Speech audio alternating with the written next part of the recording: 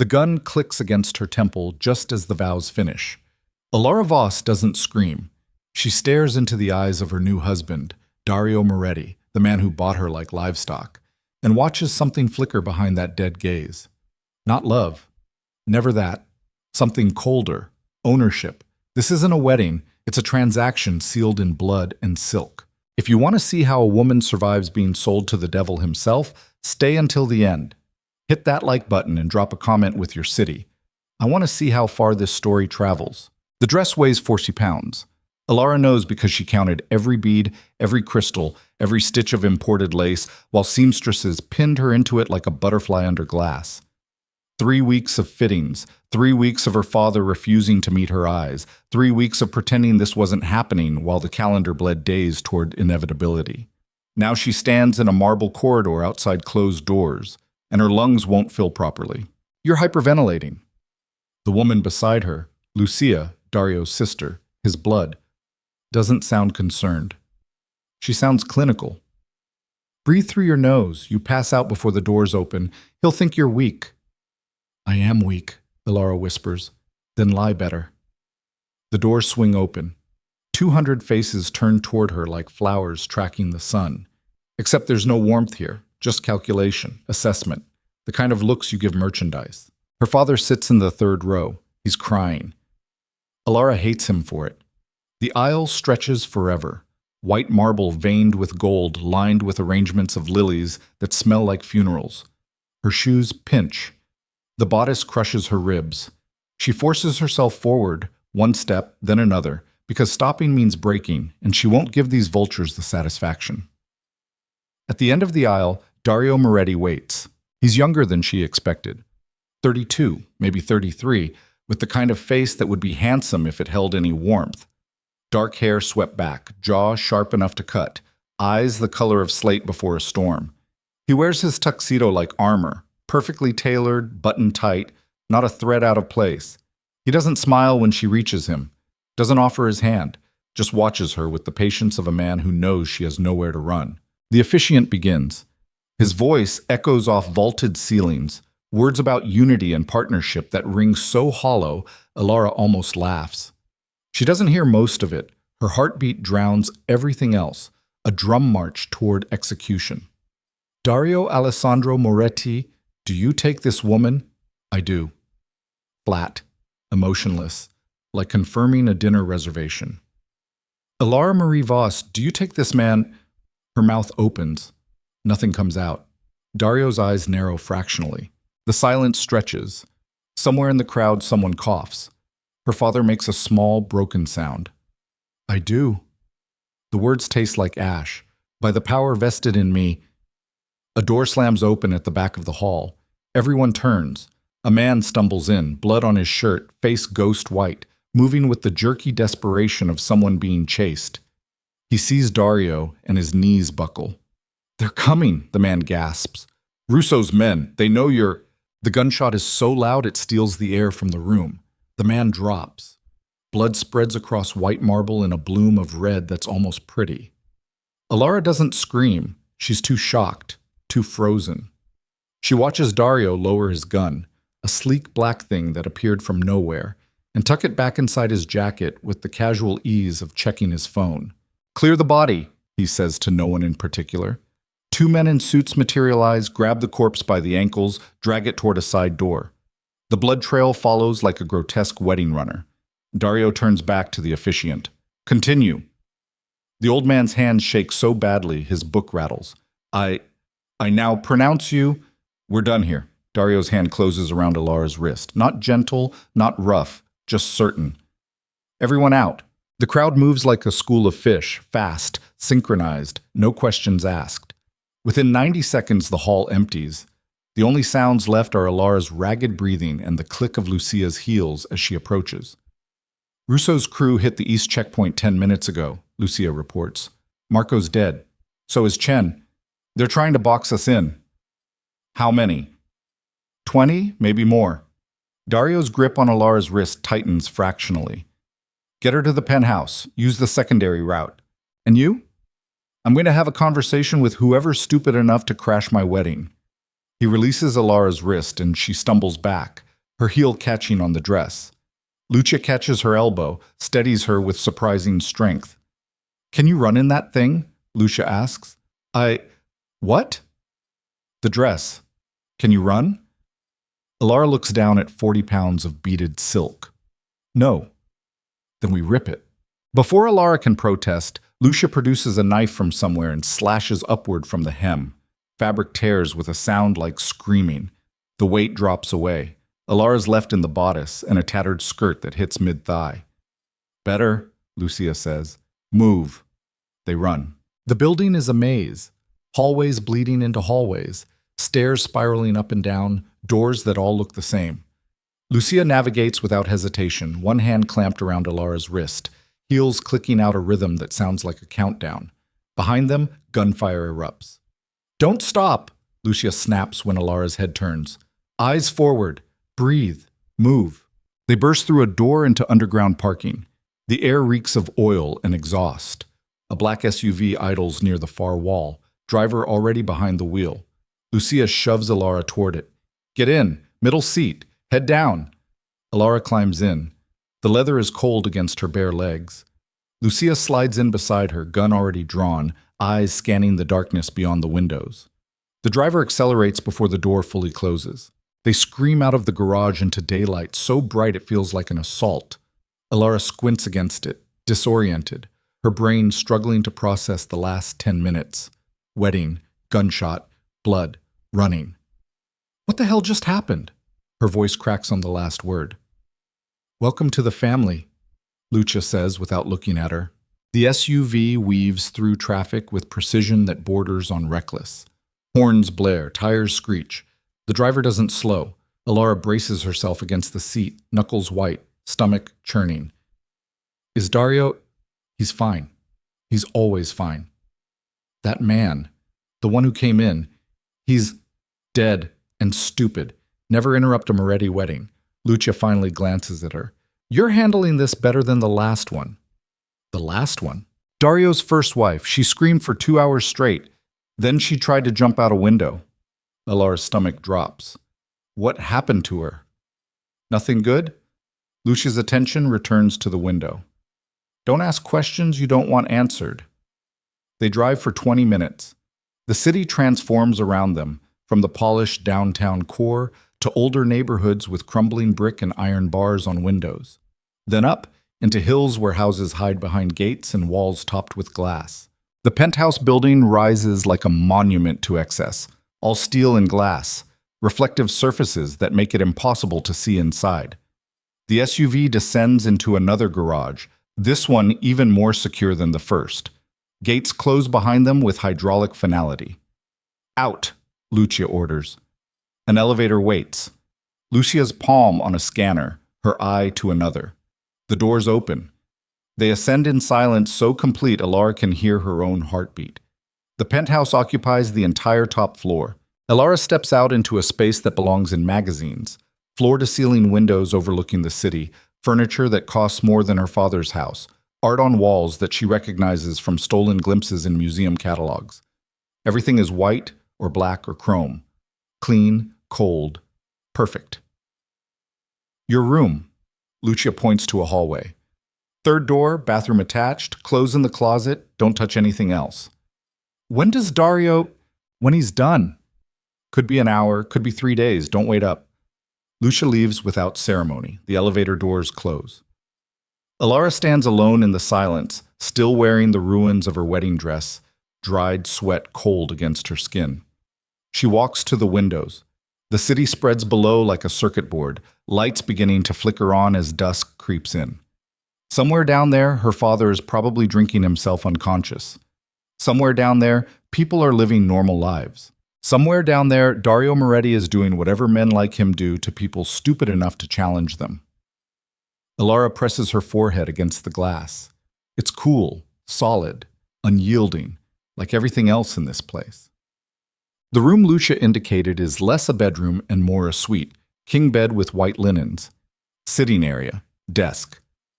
The bathroom is all marble and chrome, with a shower that could fit 6 people in a tub deep enough to drown in. Elara peels off what's left of the dress. It falls in a heap of destroyed silk and crushed dreams. She steps into the shower and turns the water as hot as she can stand. The heat doesn't help. She scrubs her skin until it's raw, trying to wash off the last 12 hours. The fittings, the ceremony, the blood spreading across marble. That man's face. Terror and resignation mixing into something worse than either alone. The gun appearing in Daario's hand like magic. The complete lack of hesitation before he pulled the trigger. She stays under the water until it runs cold, then wraps herself in a towel that's somehow softer than anything she's ever owned. The closet contains exactly what Lucia promised. Clothes, all in her size, all new. Dresses and slacks and blouses arranged by color. Shoes lined up like soldiers. Everything is expensive. Everything is impersonal. Everything is a cage pretending to be a gift. Elara pulls on the simplest thing she finds. Black pants, white shirt. Her hair hangs wet and heavy down her back. She should eat, should sleep, should do something productive with this space between one life and whatever comes next. Instead, she walks back to the windows. Night has fully fallen now. The city glitters below, each light representing someone's life, someone's choices, someone's freedom. You can't jump, they don't open. Elara spins. Daario stands in the doorway. He's shed the tuxedo jacket, but still wears the shirt and vest, sleeves rolled to his elbows.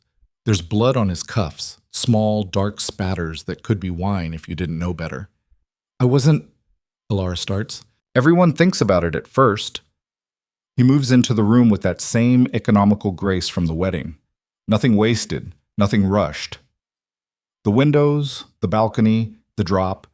Then they realize the glass is 3 inches thick and bulletproof, designed to keep threats out. His eyes find hers. An asset's in. Is that what I am? An asset? You're my wife. He says it the same way he said his vows, empty of inflection. That makes you the second most valuable thing I own. What's the first? My reputation. He crosses to a cabinet hidden in the wall, presses a panel. It swings open to reveal crystal decanters filled with amber liquid.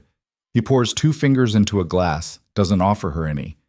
Your father owed me $800,000. He couldn't pay, so we made an arrangement. $800,000. Elara knew her father gambled, knew he'd been desperate. But $800,000? That's insane, she breathes. That's compound interest. Daario drinks. He came to me 2 years ago, borrowed $50 to keep his business afloat. Promised to pay back $60 within 6 months. Didn't. The interest accumulated, the deadline passed. He borrowed more to cover the first debt. Classic spiral. So you took me instead. I gave him a choice, the debt or a deal. He chose the deal. He chose to sell his daughter. He chose to live. Daario finishes his drink, sets the glass down with a soft click. The alternative was less pleasant for everyone involved, your mother, your sister, the nice house on Maple Street with the blue shutters and the garden your mother tends every Sunday. Ice floods Elara's veins. You threatened my family. I stated facts. Your father made his choice based on those facts. That's not a threat. That's business. Business. The word tastes like poison. You'll learn the difference. He moves toward her and every instinct screams to back away, but she forces herself still. He stops close enough that she can smell his cologne, something dark and expensive. Your role is simple. Be presentable. Be silent unless asked to speak. Represent this family appropriately. In exchange, you live in luxury most people can't imagine. You want for nothing material. Except freedom.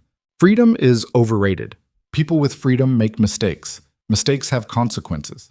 His hand comes up and Elara flinches before she can stop herself. He notices. Something flickers across his face, not quite amusement, not quite annoyance. He doesn't touch her, just taps his own temple with one finger. You already think I'm a monster, he says quietly. Good. Monsters are predictable. You know what to expect from a monster. It's the humans who surprise you. He turns to leave. Wait. The word escapes before Elara can stop it. The man at the wedding, the one you... Traitor. He sold information to Russo. Got 6 of my people killed last month. Daario doesn't turn back. He knew the consequences. Did he have a family? Yes. What happens to them? They receive his final paycheck and a severance package. Standard protocol for employee death. But he was a traitor. His family wasn't. Now Daario does turn, and his eyes are completely flat. I'm not needlessly cruel, Elara. Just efficient. The family did nothing wrong. They suffer enough from his stupidity. Adding to it serves no purpose. He leaves before she can form another question. Elara doesn't sleep that night. She lies in the enormous bed, staring at the ceiling, listening to the silence. At some point, she hears movement from somewhere else in the penthouse. Footsteps, a door closing, the hum of voices too distant to make out words. She thinks about her sister, Mara, 14 and impossibly naive, still believing the world is fundamentally good. What did their father tell her? That Elara was getting married to a nice man? That this was love? She thinks about her mother, who stopped fighting her father's decisions years ago, who learned that resistance only brought more pain. Is that what this is? Training? Breaking her down until she accepts the cage? She thinks about the gun appearing in Daario's hand, the absolute absence of hesitation, the blood spreading. When dawn finally bleeds gray light through the windows, Elara gives up on sleep. She showers again, dresses in different clothes from the closet, dark jeans, simple sweater. Her reflection in the mirror looks like a stranger, pale, hollow-eyed, defeated. She forces her shoulders back, lifts her chin. If they want her broken, she'll make them work for it. The penthouse is silent when she emerges. She explores cautiously, cataloging everything. The main living space with its sterile perfection, a dining room with a table that seats 16, a kitchen that's more laboratory than home, all stainless steel and gleaming surfaces. A library. She stops in the doorway. The room is different from the rest of the penthouse, warmer somehow. Wood shelves, floor to ceiling, packed with books that look actually read rather than decorative. A leather chair near the window, worn smooth at the arms. A side table with a lamp and reading glasses. This room belongs to someone. Elara steps inside, drawn despite herself. The books are eclectic, philosophy next to pulp fiction, history beside poetry. She pulls one at random. Marcus Aurelius. The pages fall open to a passage someone has underlined. You have power over your mind, not outside events. Realize this, and you will find strength. Help you with something? Elara drops the book, catches it before it hits the floor, turns to find Lucia in the doorway, coffee cup in hand, eyebrow raised. I was just... Elara fumbles. Snooping. Normal for the first week. Lucia enters, retrieves the book, returns it to the shelf with the automatic precision of someone who knows exactly where it belongs. This is Daario's space. He doesn't like people touching his things. I'm sorry, I didn't know. Now you do. Lucia studies her with that same clinical assessment from yesterday. You look like hell. Thanks. Didn't sleep? Would you? First night, no. After that, you get used to it. Or you don't and you break. Lucia sips her coffee. Jury's still out on which category you fall into. What happened to the first wife? The question tumbles out before Elara can reconsider. Lucia's expression doesn't change. You really want to know? Yes. She lasted 8 months, spent most of it either hysterical or catatonic. Daario had her committed to a private facility upstate, signed divorce papers 3 weeks later. Last I heard, she's living in Vermont under a new name, heavily medicated, and forbidden from ever speaking about this family. 8 months. Why did he marry her? Same reason he married you, strategy. Her father owed money too. Turned out she was too weak for this life. Lucia's eyes bore into Elara's. Question is, are you? Before Elara can answer, Lucia's phone buzzes. She glances at it, her jaw tightening. Get dressed. Something nice, but not flashy. You have 15 minutes. For what? Daario wants you downstairs. The nice but not flashy dress Elara chooses is charcoal gray, hitting just below the knee, with a neckline that reveals nothing. She adds small earrings, minimal makeup to hide the exhaustion. Her hands shake while fastening the clasp on simple black heels. Lucia meets her at the elevator. She's changed into a black suit that makes her look like a funeral director, or an executioner. Rules, Lucia says as they descend. Don't speak unless asked a direct question. Don't touch anything. Don't stare. If someone tries to engage you, defer to Daario. And for the love of God, don't cry. Where are we going? You'll see. The elevator opens into the garage. The same SUV from yesterday waits, engine running. A different driver. This one built like a concrete wall with scars that tell stories Elara doesn't want to hear. They drive into a part of the city Elara has never seen. Industrial. Abandoned warehouses with shattered windows. Streets where the potholes outnumber the intact sections of pavement. The SUV stops before a building that looks ready to collapse. Rust stains run down the corrugated metal sides. The few windows are boarded over. Daario's car is already there. A black sedan that gleams obscenely against the decay surrounding it. Out, Lucia orders. Elara's legs barely hold her. The air smells like rot and oil. Something skitters in the shadows. Rat, probably, too quick to see. The warehouse door hangs open. Lucia goes first, hand inside her jacket where Elara knows a gun waits. Elara follows because what else can she do? Inside is worse than outside. The space is vast and dark, lit only by a few work lights that create more shadows than illumination. Water drips somewhere, each drop echoing. The floor is stained with things Elara doesn't want to identify. Daario stands in the center, surrounded by 6 men. 5 are his. She recognizes the same predatory stillness from the wedding guests. The 6th is on his knees, hands bound behind his back, face already swelling from impact. Daario's jacket is off. His sleeves are rolled up. He looks almost casual. Elara. He doesn't turn. Doesn't raise his voice. Somehow she hears him perfectly. Come here. Her feet move without permission. One step, another. The sound of her heels on concrete feels too loud, too real. She stops beside him. The man on the floor looks up. His eyes widen with recognition, though Elara has never seen him before in her life.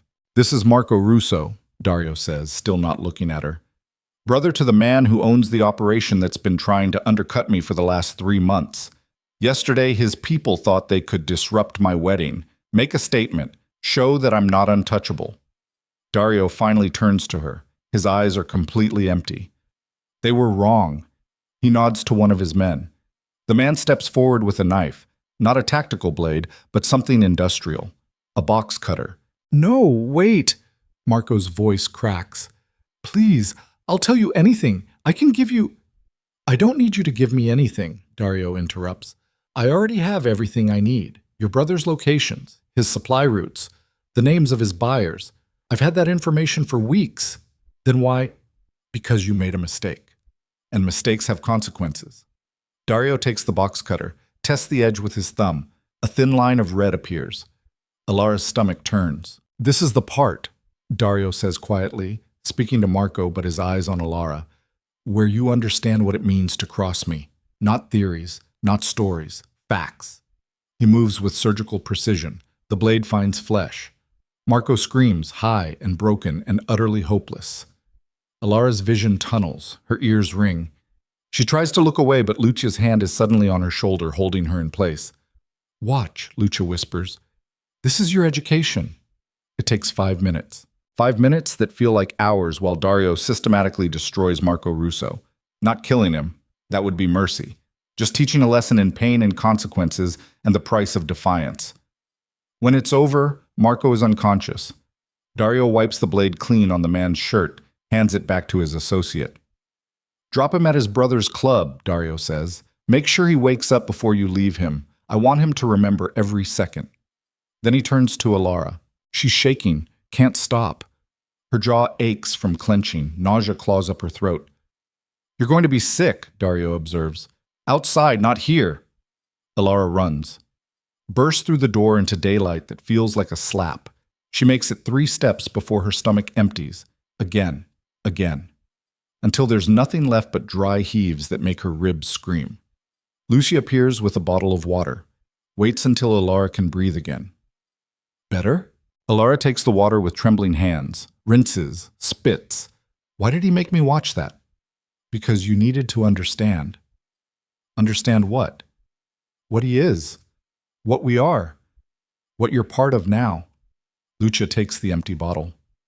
The first wife. She watched something similar and tried to kill herself that night. Slit her wrists in the bathtub. We found her in time, but that's when Daario knew she'd never survive this world. Elara straightens slowly. Her legs still shake, but she forces them steady.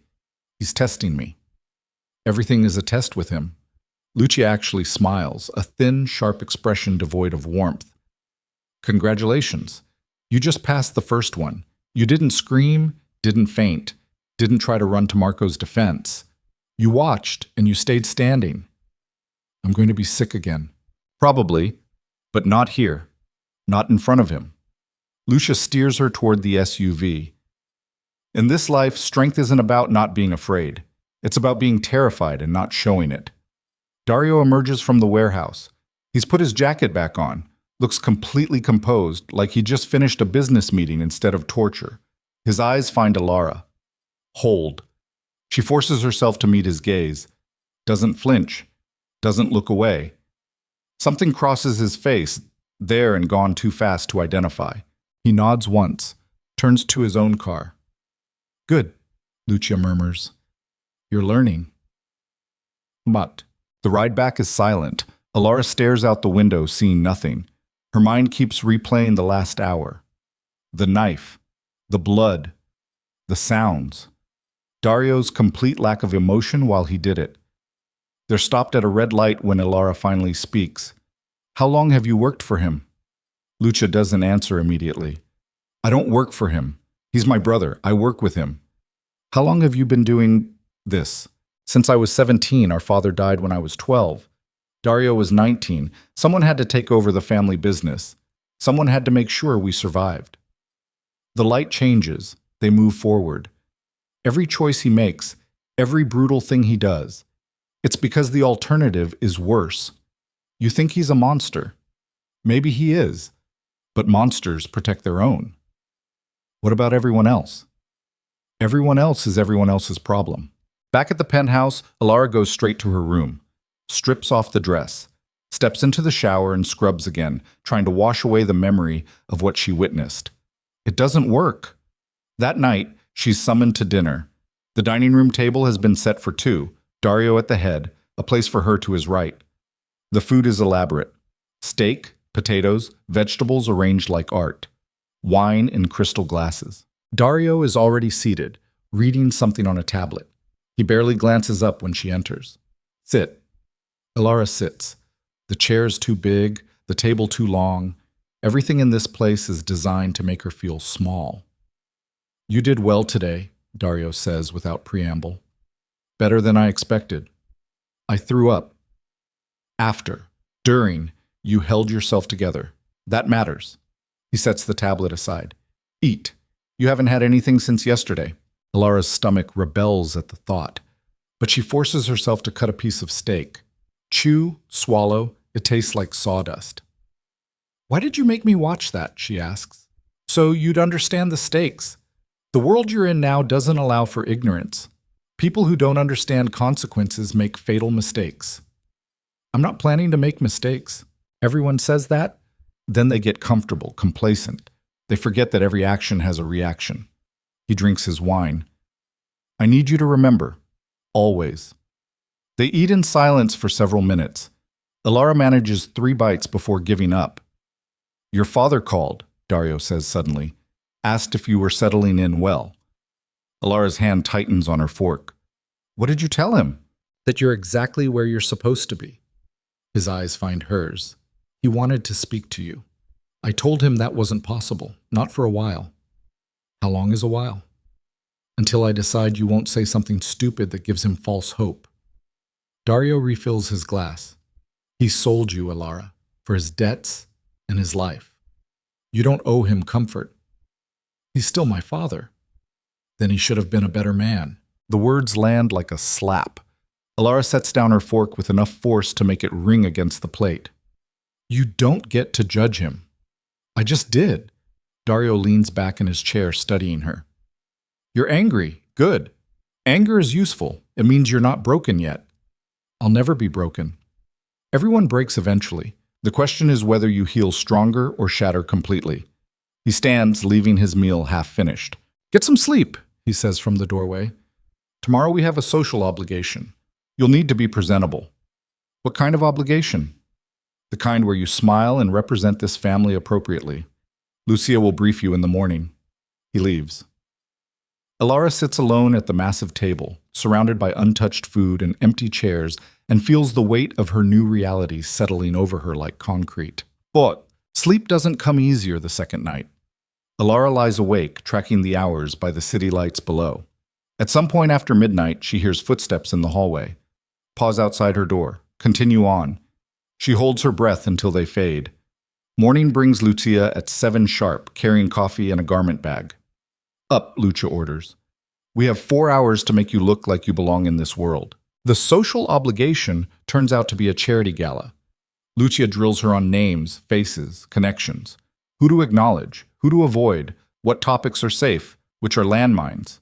Miranda Chen, old money, hates Daario but needs him. Smile but don't engage. Thomas Volkov, runs the docks, currently under investigation. Be polite. Nothing more. Catherine Ross, widow, harmless, collects gossip like stamps. Give her nothing personal. The dress Lucia selected is midnight blue, elegant but conservative. Jewelry. Simple diamonds that cost more than Elara's childhood home. Hair swept up, makeup professionally applied to hide the exhaustion. When she looks in the mirror, she sees someone else. Someone expensive. Contained. Someone who could almost belong in Daario's world. Almost.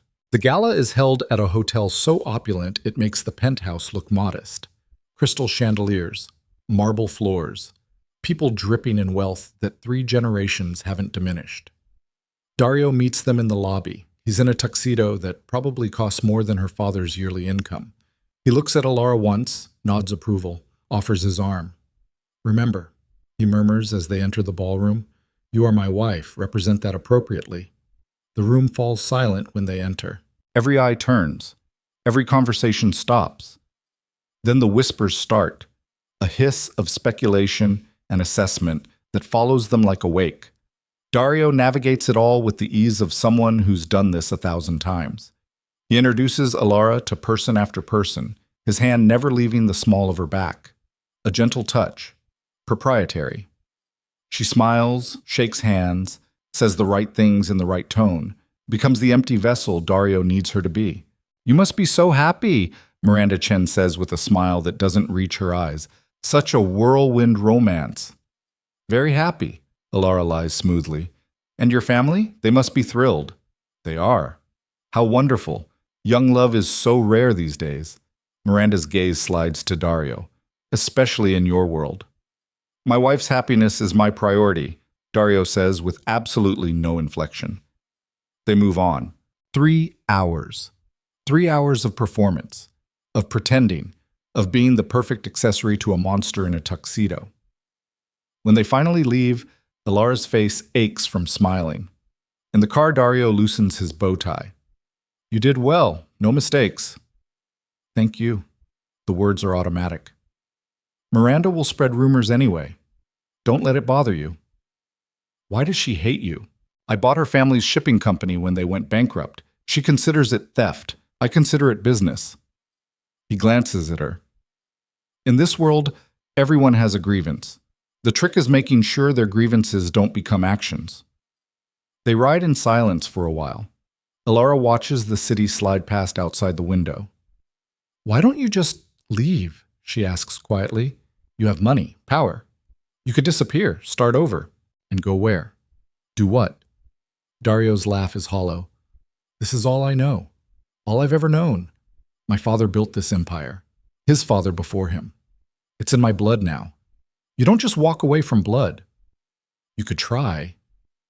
Could you walk away from your family, even after what your father did? The question lands like a punch. Because the answer is no. Despite everything, despite the betrayal and the anger, she couldn't. She'd hate him forever, but she couldn't abandon him. That's the trap, Daario says softly. We're all trapped by the people we love. The difference is, I've accepted it. You're still fighting. The penthouse is dark when they return. Lucia has already gone to her own quarters. The staff, invisible during the day, have left everything perfect and pristine. Elara retreats to her room, desperate to shed the evening like a second skin. She's halfway through unzipping the dress when the door opens. Daario stands in the doorway. I didn't say you could come in, Elara says, hating how her voice shakes. This is my home. Every room is mine to enter. But he doesn't move forward, just watches her from the threshold. You're afraid of me. Of course I'm afraid of you. Good. Fear is honest. He leans against the doorframe. But I'm not here to hurt you. Despite what you think, I don't enjoy causing unnecessary pain. Just necessary pain? Exactly. He studies her for a long moment. I want you to understand something. This marriage, it's not about affection or companionship. It's strategy. You provide legitimacy, a human face to soften my reputation. In return, you get protection and comfort most people only dream about. I don't want your protection. Then you're a fool, because without it, you're just another target for anyone who wants leverage against me. He straightens. I'm not asking you to love me. I'm not even asking you to like me. I'm asking you to survive. Can you do that? Elara meets his eyes. I don't know yet. For the first time, something almost like respect flickers across his face. At least you're honest. He turns to leave, pauses in the doorway. The first wife, the one Lucia told you about. She thought I'd rescue her. Thought that underneath all this I was secretly good, that love would redeem me. His voice drops. I'm not good, Elara. There's no redemption coming. The sooner you accept that, the better chance you have of surviving this. He closes the door. Elara stands alone in her expensive cage, still wearing her beautiful lie of a dress, and feels something shift inside her. Not acceptance, not surrender, something harder, colder. If this is the world she's trapped in, she'll learn its rules. Not to play the game the way Daario wants, but to find the cracks in his armor and exploit them. She doesn't want to survive. She wants to win. And wins start with understanding your enemy. Elara walks to the window, looks out at the city sparkling below, and begins to plan. 3 weeks in, and Elara has memorized the pattern of Daario's footsteps. Heavy in the morning when he's thinking. Lighter at night when he's made his decisions. Absent entirely when he's hunting. She hears them now, the thinking rhythm, pacing the library while she sits in the living room pretending to read. The book is some Italian novel Lucia recommended. Elara hasn't absorbed a single word in 20 minutes. Her mind keeps circling back to yesterday. The man in the restaurant, middle-aged, soft around the middle, wearing a wedding ring that caught the light when he reached for his wine. He'd been talking too loud, laughing too much, clearly trying to impress his dinner companion. Then Daario walked in. The man's face went white. He stood so fast his chair toppled backward, tried to run, made it 3 steps before 2 of Daario's men materialized from nowhere and dragged him into the kitchen. Daario had simply continued to their table, ordered for both of them, ate his meal while sounds Elara tried not to identify filtered through the kitchen door. When dessert arrived, so did the man, or what was left of him, conscious but broken. His dinner companion was gone. The restaurant was empty except for Daario's people. He stole from me, Daario had explained, cutting into tiramisu. Skimmed off shipments for 6 months, thought I wouldn't notice. Elara had pushed her untouched plate away. Eat, Daario ordered. The food is excellent here. Waste is disrespectful. She'd eaten, tasted nothing, hated herself for swallowing. Now, 24 hours later, she still feels the weight of that meal in her stomach like stones. The pacing stops. Daario appears in the doorway, phone in hand, jaw tight, in that way that means someone just made a very expensive mistake.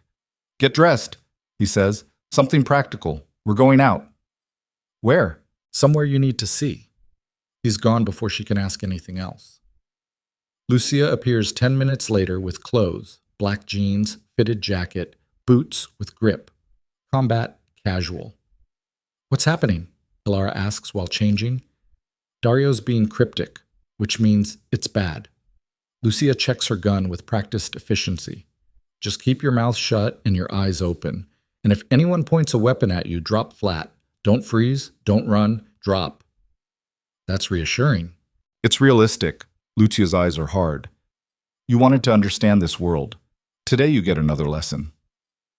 The drive takes 40 minutes into territory Elara doesn't recognize. Industrial parks giving way to sprawl, then to nothing. Empty fields, crumbling roads.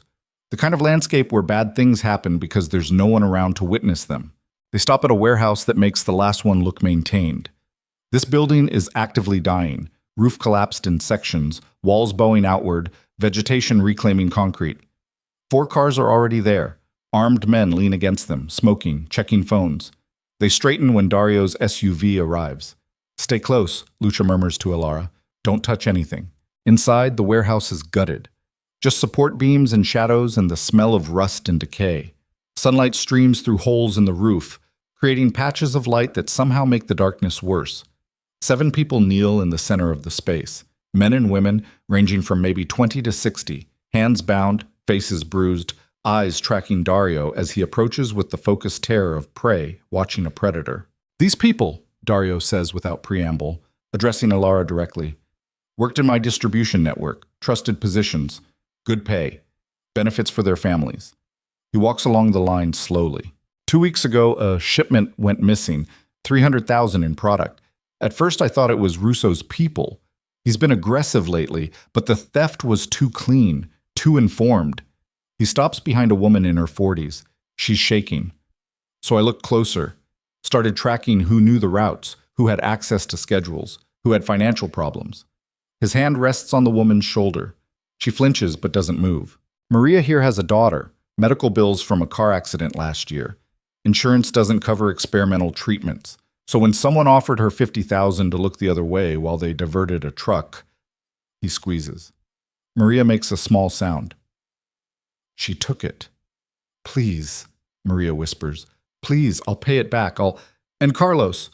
Daario moves to a younger man. "Gambling problem. In deep to loan sharks. They offered to clear his debt if he provided shipping manifests." He continues down the line. Each person, each betrayal, small compromises that added up to massive loss. When he finishes, he turns back to Elara.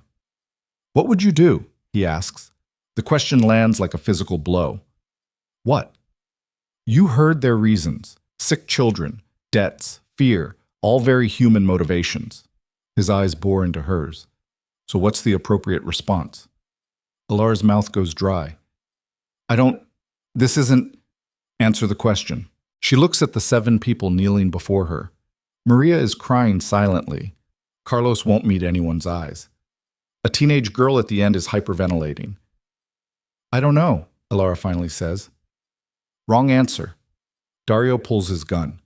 "The correct answer is consequences. Actions have consequences, always." "Wait." Elara steps forward without thinking. "You can't just..." "They had reasons." "Everyone has reasons." Dario's voice doesn't rise, doesn't need to. "The man who killed my father had reasons. The people who burned down my uncle's restaurant with his family inside had reasons.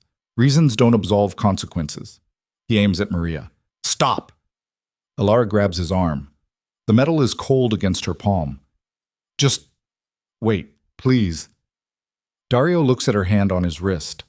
For a long moment, nothing moves. Even the kneeling people seem to hold their breath. "You're bargaining," Daario observes. "Interesting. What are you offering?" "I don't..."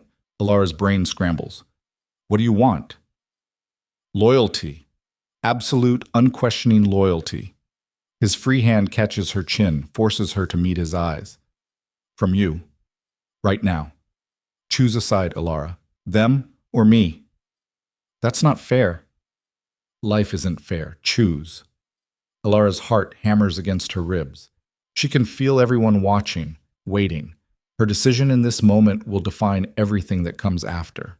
"Let them go," she hears herself say, "and I'll stop fighting you. I'll be whatever you need me to be, publicly, the perfect wife, no more resistance."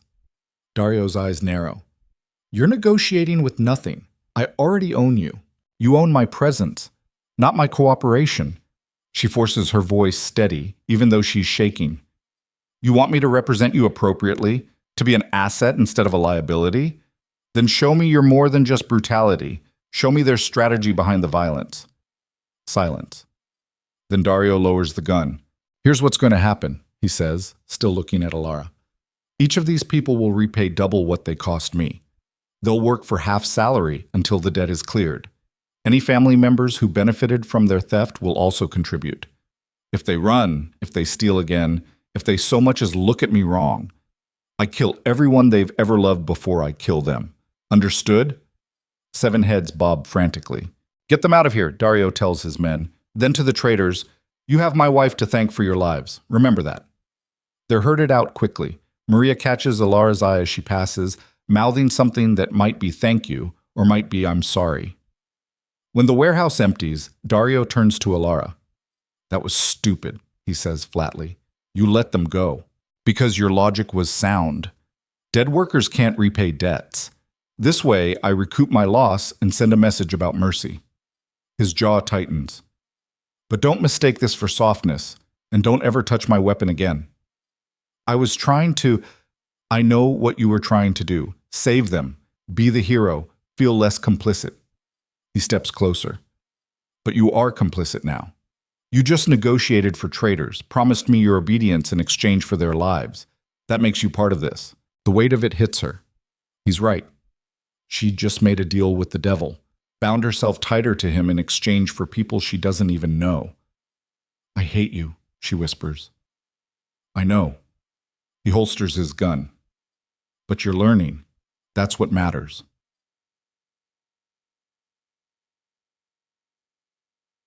Ascent. The ride back is silent except for the road noise. Elara stares out the window, watching the wasteland give way to civilization, and feels something fundamental shift inside her. She saved those people. Sort of. Maybe. The truth is messier. She made a choice that benefited Daario while salving her own conscience. Win-win. Except it doesn't feel like winning. It feels like drowning in increments. "You surprised him," Lucia says quietly from the front seat. Elara doesn't respond. Most people either beg or freeze. "You negotiated. That's—" Lucia pauses. "Smart and dangerous." Why dangerous? Because now he knows you can think tactically, that you're not just a victim. That makes you either an asset or a threat. Lucia glances back. The line between those two is very thin. At the penthouse, Elara goes straight to her room, strips off the clothes that smell like rust and fear, stands under scalding water until her skin turns red. When she emerges, there's a box on her bed. Simple black packaging, no card. She opens it with trembling fingers. Inside is a necklace. White gold, delicate chain, single diamond pendant. Expensive but not ostentatious. The kind of thing a husband might give a wife after a disagreement. She wants to throw it out the window. Instead, she puts it back in the box and shoves it in a drawer.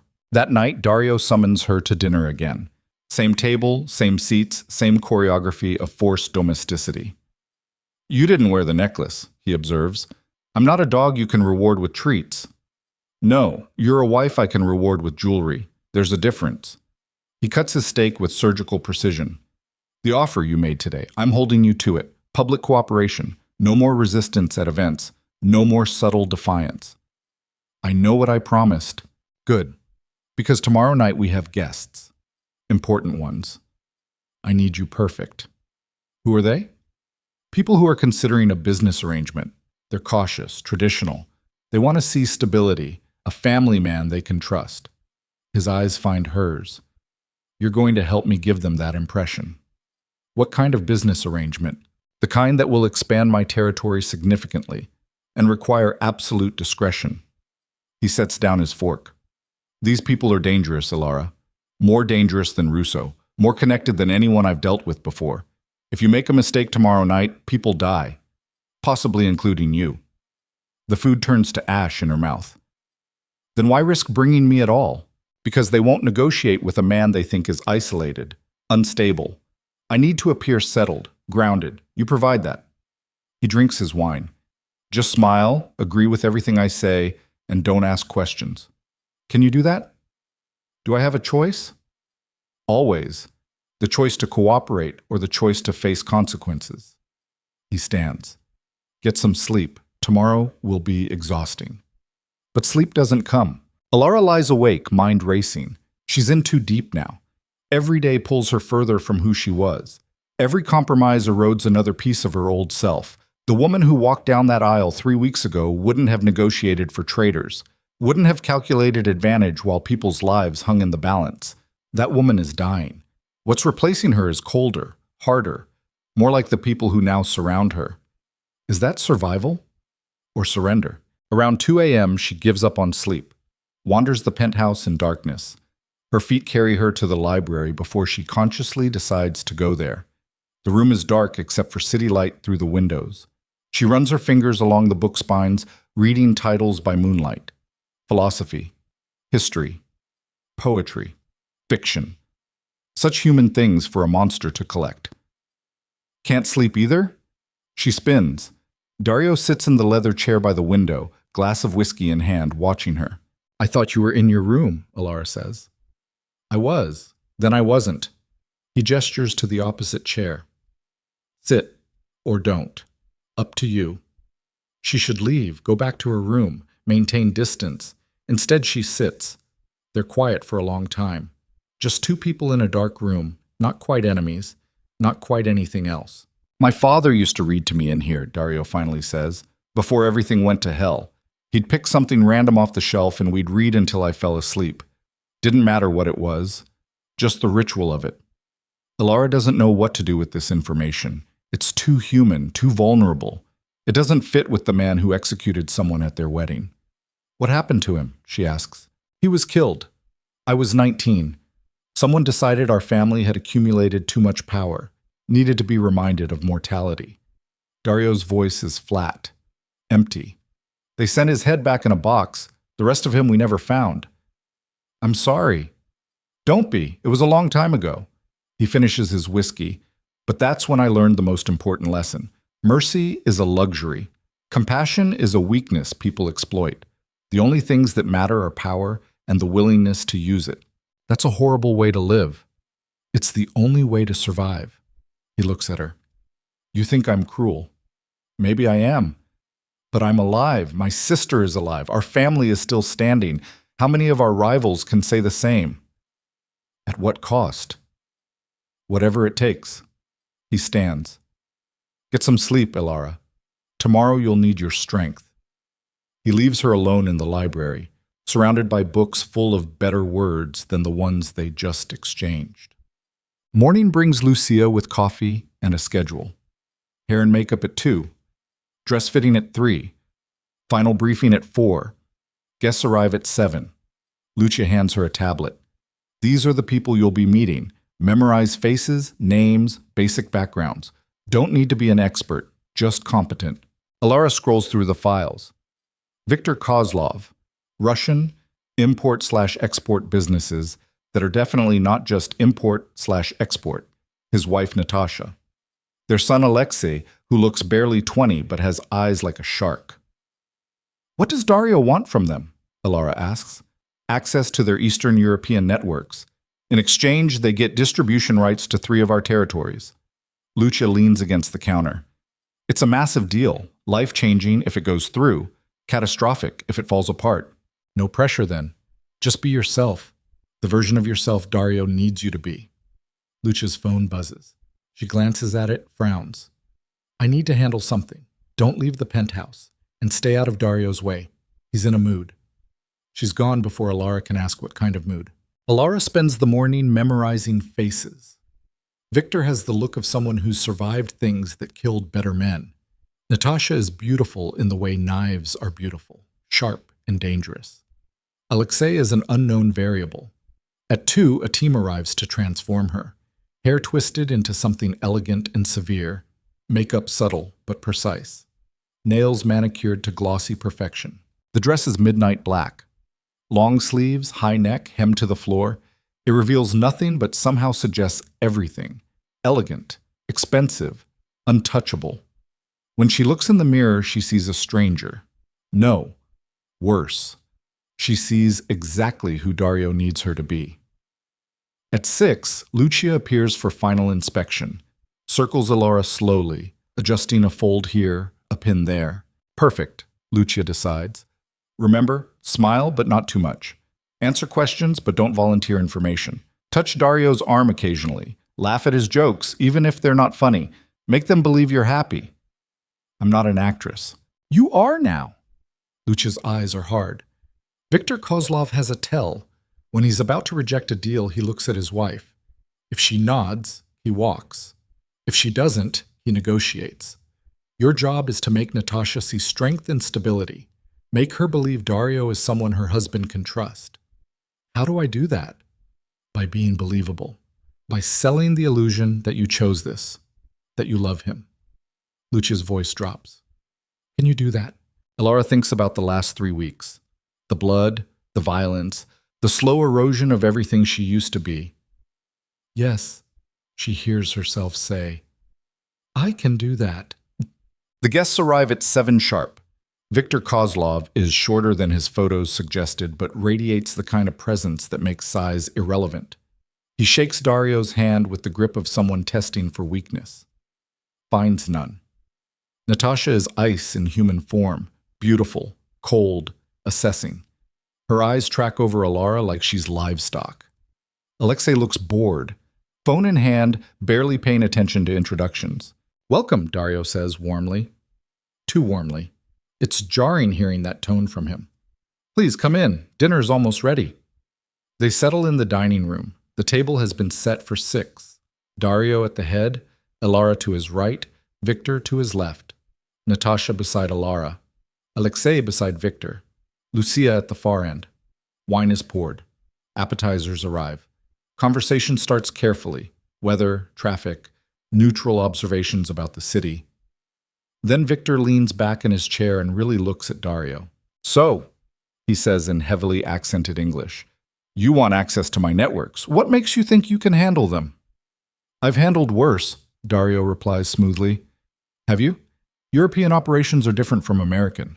Different rules, different expectations. Victor's eyes slide to Elara. Different pressures. I understand pressure, Daario says. I've built my organization by adapting to pressure.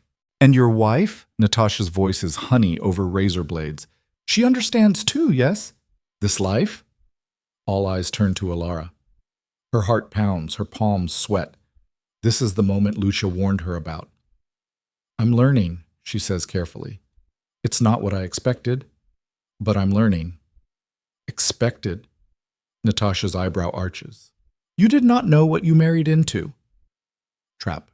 This is a trap. I knew Daario's business was complex, Elara says, choosing words like stepping through a minefield.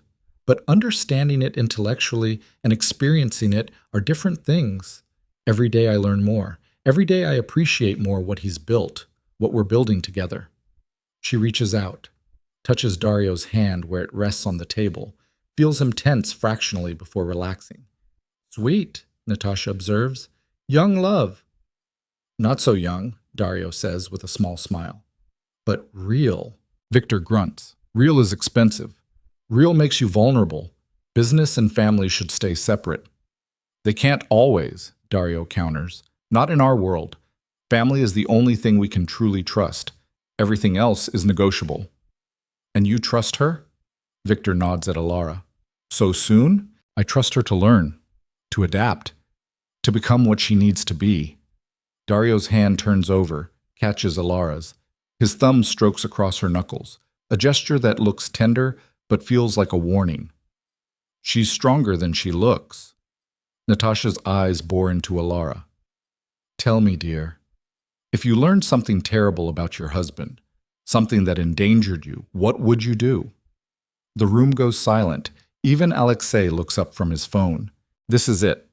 The test Lucia predicted. Say the wrong thing and the deal dies. Say the right thing and she sells another piece of her soul. It would depend, Elara says slowly, on whether the danger came from outside or from him. Explain. If the danger came from outside, his enemies, his competitors, then I'd stand with him. Because his enemies are now my enemies. His survival is my survival. She pauses. But if the danger came from him, if he threatened me directly, I'd make him understand that I'm not a weakness to exploit. I'm a partner, and partners don't accept being collateral damage. Silence. Then Natasha laughs, a sharp, bright sound. I like her, she says to Victor. She has spine, not like the last one. Victor's expression doesn't change, but something shifts in his eyes. You know about the last one. Lucia mentioned her, Elara says, which is technically true. And you married him anyway? Natasha leans forward. Knowing he discarded the first wife like trash? I married him knowing exactly what he is, Elara says, and is horrified to realize she means it. No illusions, no fantasies, just reality. Natasha looks at Victor. Victor looks back. Something passes between them. Communication in a language built over decades of marriage and mutual survival. Victor doesn't nod. Neither does Natasha. But Victor turns to Daario and says, "Let us discuss terms." Bet. The rest of dinner passes in a blur of negotiation. Numbers, territories, timelines. Elara stops trying to follow the specifics and focuses on playing her role. She smiles at appropriate moments, touches Dario's arm twice more, laughs softly at Victor's terrible jokes, becomes the perfect accessory to a perfect lie. By the time dessert arrives, the deal is basically done. Victor and Daario shake hands across the table. Natasha raises her glass in a toast. "To new partnerships," she says. "To profitable ventures," Victor adds.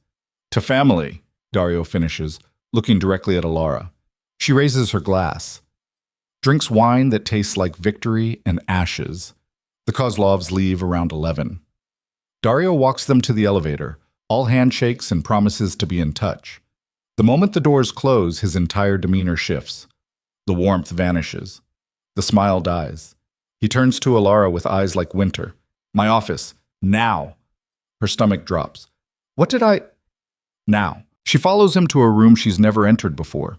Heavy door, no windows, walls lined with monitors showing security feeds from across the city. A desk, 2 chairs. Nothing else. Daario closes the door, locks it. "Sit." Elara sits. Her hands shake. She hides them in her lap.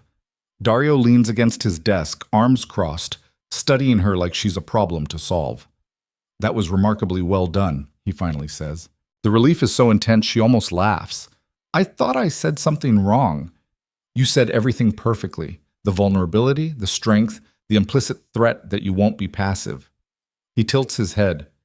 "You played Natasha like a violin. Gave her exactly what she needed to see, someone who could survive in our world. Someone who wouldn't make me look weak." "Then why do you look angry?" "Because I can't tell if you were acting or if you actually meant it." He pushes off the desk, circles behind her chair. "When you said you know exactly what I am, no illusions, no fantasies, was that performance or truth?" Elara's heart hammers. "Does it matter?" "Yes." His hands land on her shoulders. Not hard, not gentle, just there. A reminder of proximity, of power. "Because if you were acting, you're more dangerous than I thought. And if you were telling the truth, you're adapting faster than I expected. Either way, I need to know which version of you I'm dealing with." "I don't know," Elara whispers. "I don't know anymore." His hands tighten fractionally. "Explain." 3 weeks ago, I knew who I was. I knew what I believed. Right, wrong, good, evil. Everything was clear. Then you made me watch that man die at our wedding, made me witness what you did to Marco Russo, made me choose between strangers and self-preservation. Her voice cracks. Every day I'm here, the lines get blurrier. Every choice I make, I become less of who I was and more of something else. Someone else. Someone like me. No. Someone who can survive you. Silence. Then Daario's hands drop from her shoulders. He moves to stand in front of her, forces her to look up. "Good," he says quietly. "Because the wife I need isn't someone who loves me. It's someone who understands me. Someone who can navigate this world without breaking. Someone who can make hard choices and live with them afterward." He crouches so they're eye level. "You saved 7 people today. Know why that was smart? Because it benefited you financially? Because it showed me you can think beyond emotion, that you can calculate value and leverage. That's useful, Elara. That's an asset." His hand comes up, cups her jaw. "But assets can become liabilities if they start thinking too independently. Do you understand what I'm saying?" "You're threatening me. I'm clarifying expectations. There's a difference." He stands. "You can hate me. You can resent this situation. You can lie awake at night plotting escape routes or revenge fantasies. But what you cannot do is act on those impulses, because the moment you become a problem instead of a solution, the protections you enjoyed disappear, and you become expendable." The word hangs in the air like a blade. "The Coslov deal happens because of tonight," Daario continues. "Because you convinced Natasha I'm stable, grounded. That makes you valuable. Keep being valuable, and this arrangement works. Become a liability? He doesn't finish the sentence. Doesn't need to. I understand, Elara says through numb lips. I hope so. Because tomorrow I'm taking you somewhere else, showing you another part of my world. And you're going to have to make another choice. He walks to the door, unlocks it. Get some sleep. Tomorrow's lesson is harder than today's. He leaves her alone in the office, surrounded by screens showing a city full of people who aren't trapped in a penthouse with a man who owns them. The next day dawns gray and cold. Elara wakes to Lucia's knock at 8 sharp. No coffee this time, just grim determination. Wear something you don't mind ruining, Lucia says. We leave in 30. Where are we going? You'll see. The drive takes them to the docks. Industrial. Ugly. The smell of fish and diesel and seawater. Shipping containers stacked like building blocks. Cranes looming overhead like mechanical vultures. Daario's car is already there. So are a dozen others. Men move between containers with purpose. Loading, unloading, checking inventory. This is the heart of Daario's operation, where product moves, where money flows, where power is built on logistics and violence. Daario stands near a container that's already open. He sees them arrive, gestures them over. Inside the container, Elara sees what looks like regular merchandise. Boxes, crates, nothing unusual.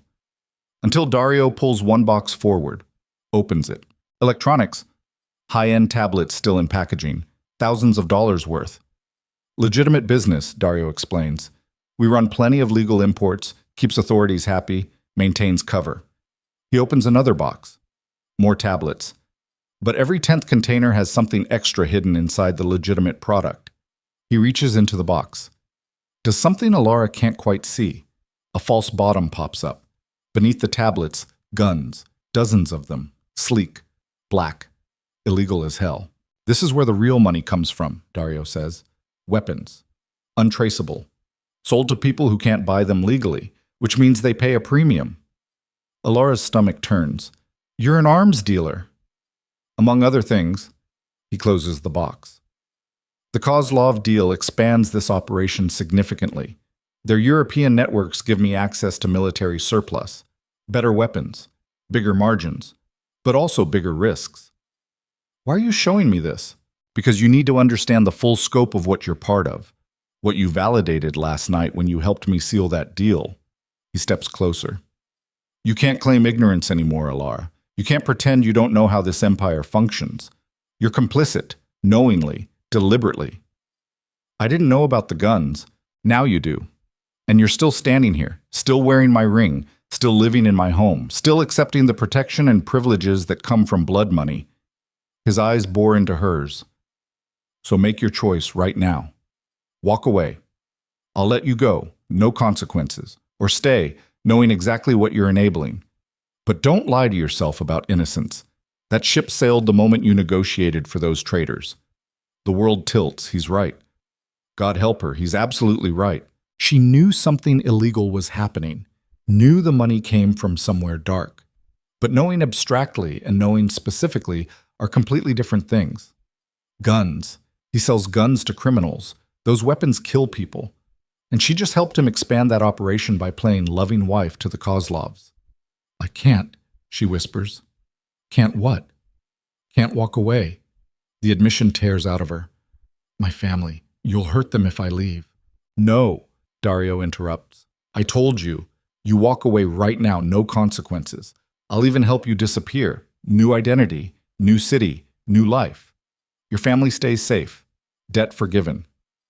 Then why offer? Because I need to know if you're here by choice or coercion. Coerced loyalty breaks under pressure. Chosen loyalty, he tilts his head. That's real. This isn't a choice. It's a trap. It's the most honest choice I've ever given anyone. He steps back, gestures toward the gates. Leave. Right now. Lucia will drive you to the airport. I'll wire money to an account in your name. You'll be free. Elara looks at the open gate. Freedom is right there. New life, new identity, escape. Everything she's wanted since the wedding day. But if she leaves, what happens to those 7 people she saved? Does Daario go back and kill them anyway? If she leaves, what happens to her family? He says no consequences, but can she trust that? If she leaves, who becomes the next bride sold to cover someone's debts? And underneath all those rationalizations, a darker truth she barely wants to admit. If she leaves, she never finds out if she's strong enough to survive this world. Never learns if the cold, calculating woman she's becoming can actually win. Revenge requires proximity. Power requires patience. And walking away means admitting defeat before the real fight even starts. "I'm staying," Elara hears herself say. Daario's expression doesn't change. Why? Because running means spending the rest of my life looking over my shoulder, wondering if you'll change your mind, wondering what happened to the people I tried to save, wondering if my family is really safe. She forces herself to look at him. At least here I know the enemy. I know the rules. I know what I'm fighting. And what are you fighting for? Survival. Until I figure out what comes after that. For the first time since she met him, Daario smiles. Really smiles. It's terrifying, like watching a statue suddenly animate. "Good answer," he says. "Welcome to the family business." He closes the container, signals to his men. They begin loading the boxes onto trucks with mechanical efficiency. Elara watches money and death being packaged for distribution and feels the last pieces of her old self crumble away.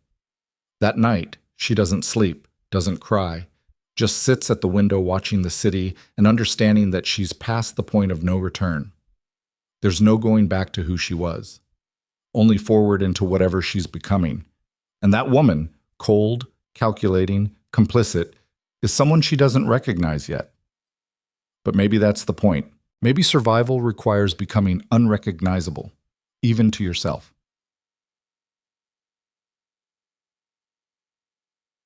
The next morning, Lucia finds her still at the window.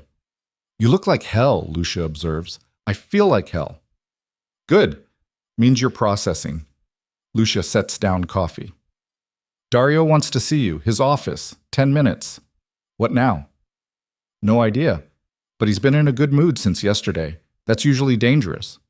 Elara drinks the coffee, burns her tongue, doesn't care. She arrives at Daario's office exactly 10 minutes later. He's on the phone when she enters, speaking rapid Italian that she doesn't understand. He gestures for her to sit. She sits. He finishes the call, sets the phone down, studies her. "You look terrible," he says. "Everyone keeps telling me that." "Did you sleep?" "No." "Regrets?" "Millions, but they don't change anything." "No, they don't." He opens a drawer, pulls out a small box, slides it across the desk. Not again. "I'm not wearing another necklace," Elara says flatly. "It's not a necklace." He pushes the box closer. "Open it." She does. Inside is a phone, expensive, new, already powered on. "My number is programmed," Daario explains. "So is Lucia's, and a panic button that connects directly to our security team. If you're ever in danger, if anyone ever threatens you, you use that button.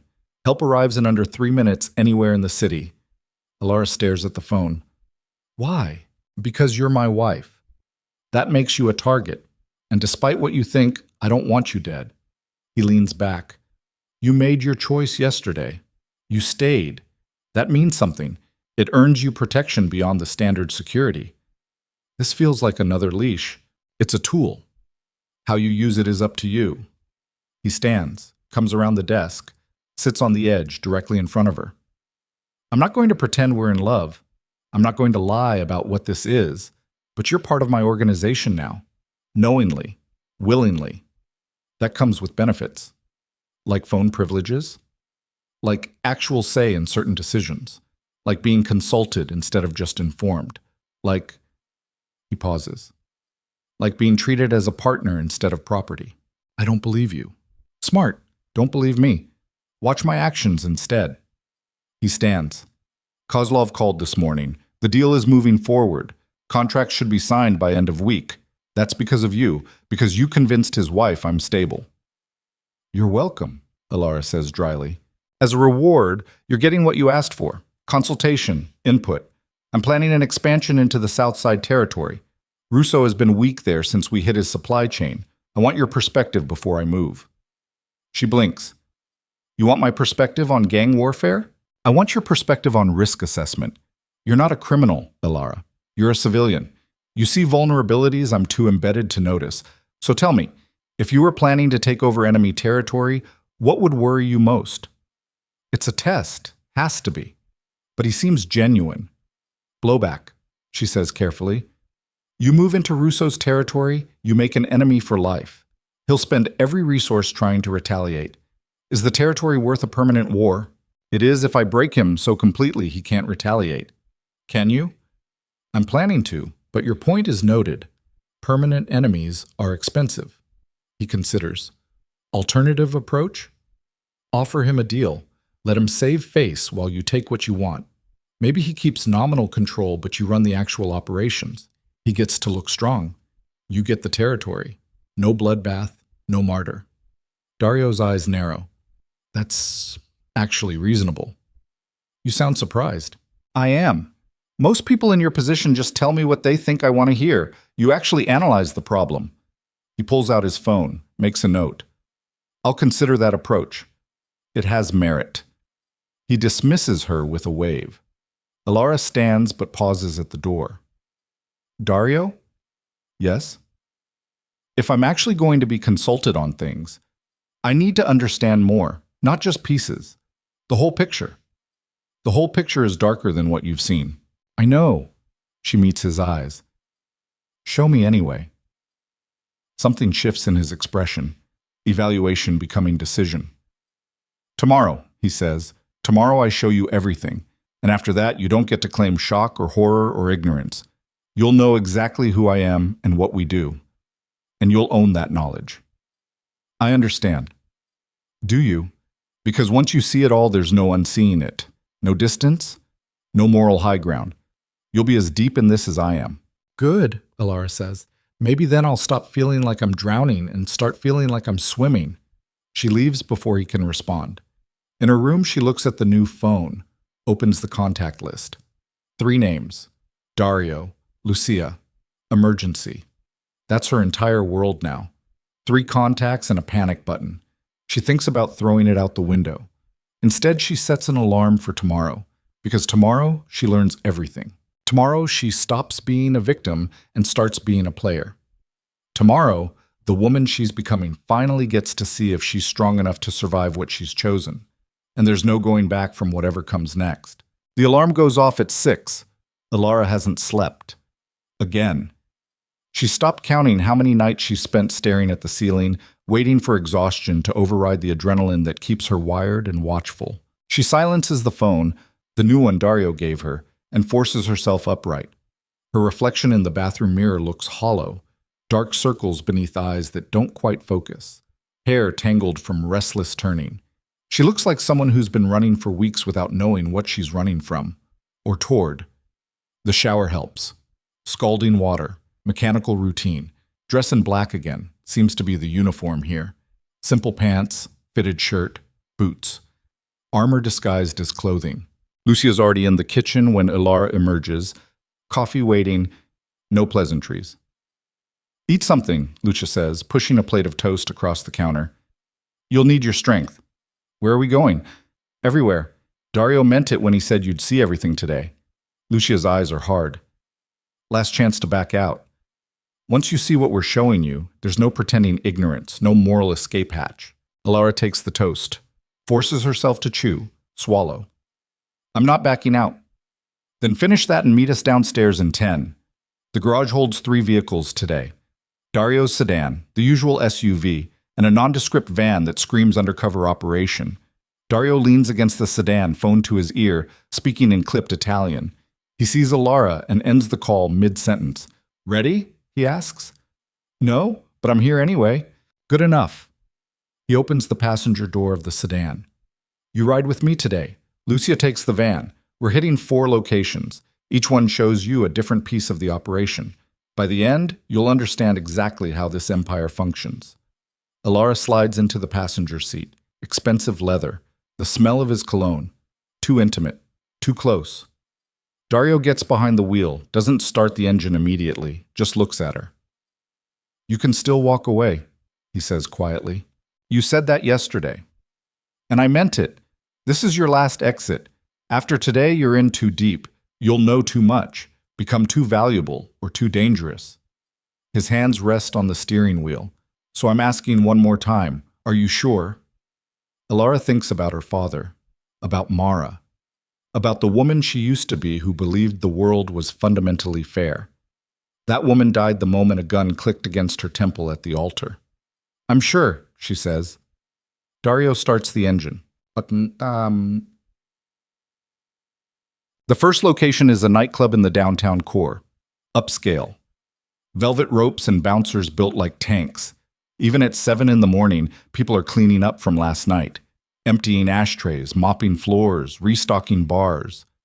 Daario parks in back, uses a key to open a service entrance, leads Elara through a maze of storage rooms and hallways that smell like stale alcohol and sweat. They emerge in an office, windows overlooking the main floor below, a desk covered in ledgers and tablets, a safe in the corner. A man sits behind the desk. 50-something, balding, nervous energy radiating off him like heat. Mr. Moretti, the man says, standing too quickly. I wasn't expecting— This is my wife, Daario interrupts. Elara, this is Marcus. He manages this establishment. Marcus, show her the books. Marcus fumbles with the tablet, pulls up spreadsheets. Revenue, expenses, profit margins. Everything looks legitimate at first glance. Then Daario taps a column. Explain this. Marcus swallows hard. That's the real revenue from the secondary business, which is high-stakes poker, backrooms, invitation only. We run games 3 nights a week. House takes 20%, averages about 40,000 weekly. Illegal gambling, of course. And this column, Daario indicates another. Loan services. Players who can't cover their losses. We extend credit. Interest compounds weekly. Most pay back within a month. And those who don't? Marcus doesn't answer. Just looks at Daario with the expression of someone who knows exactly what happens but doesn't want to say it aloud. Collection teams, Daario says for Elara's benefit. Same people who visited your father. Same methods. Same results. He closes the tablet. This club generates about $2 million annually, half legitimate alcohol sales, half gambling and loan recovery. It's a proving ground.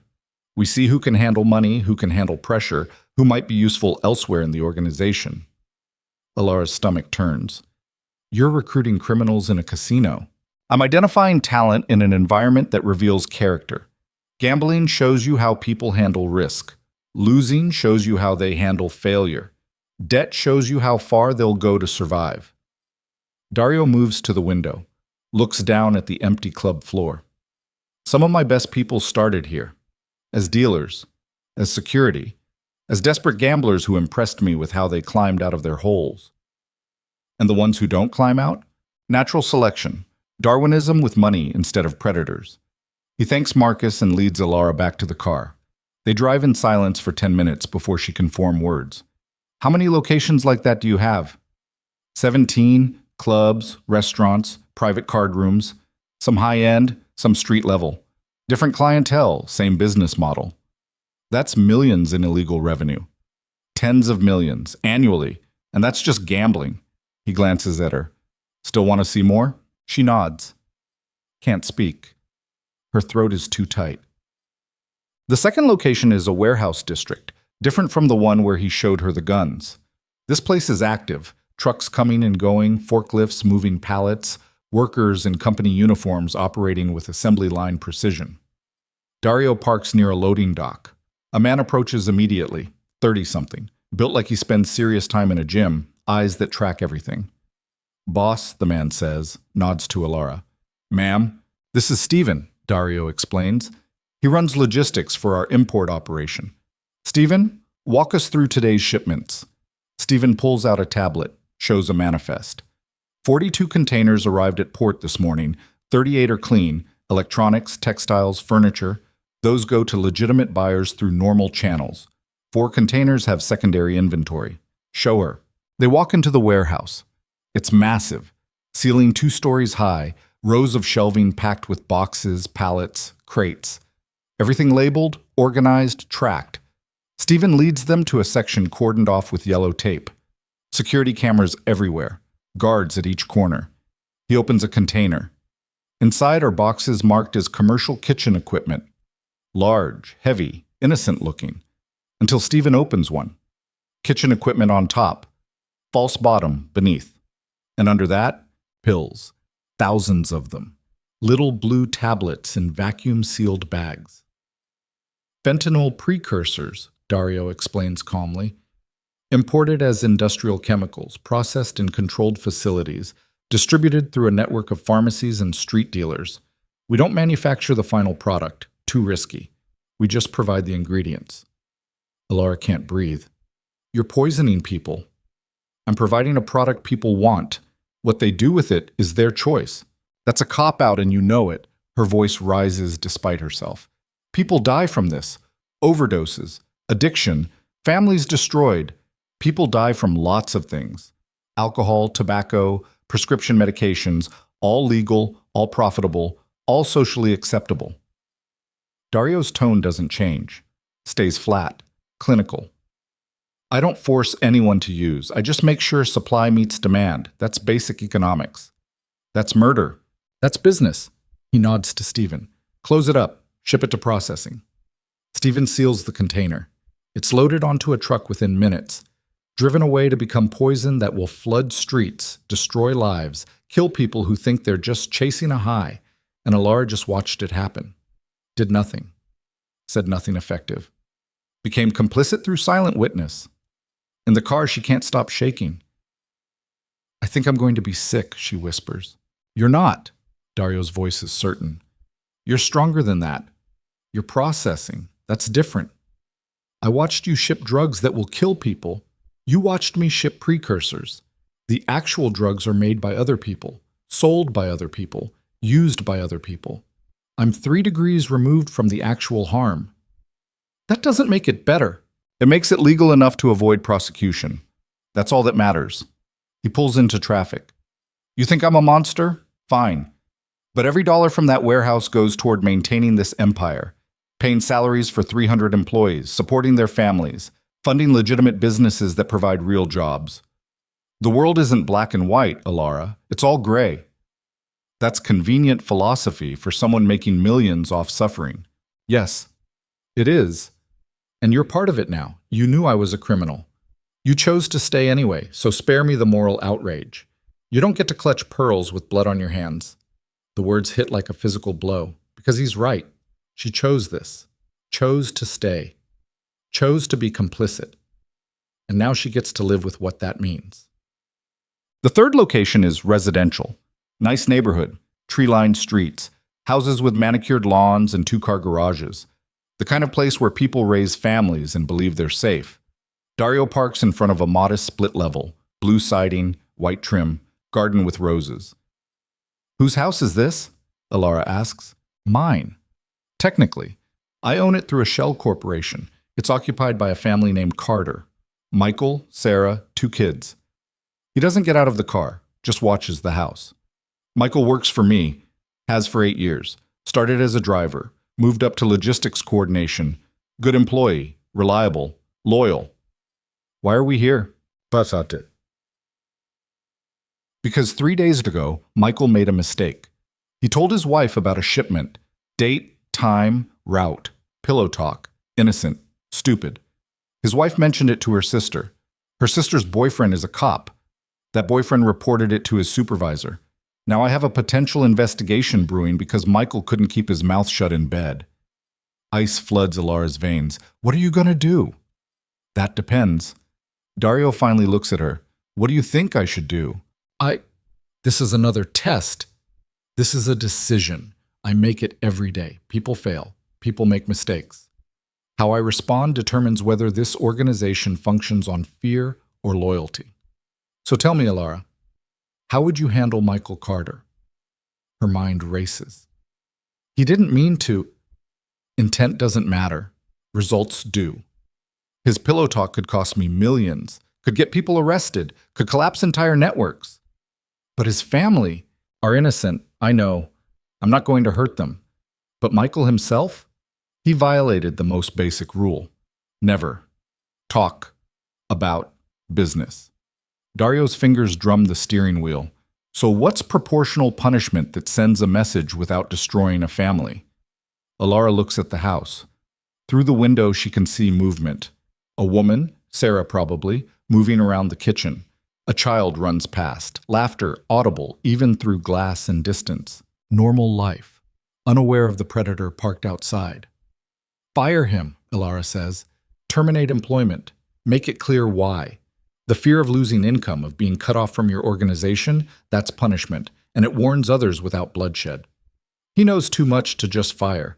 He'd be a liability walking around with 8 years of operational knowledge. Then relocate him, different city. Set him up with a legitimate job far from here. He gets to keep his family intact but loses everything else. Status, network, connection to this world. That's exile. That's consequences without corpses. Daario considers this, pulls out his phone, makes a call. Marcus. Michael Carter. I want him transferred to the Phoenix operation. Legitimate work only.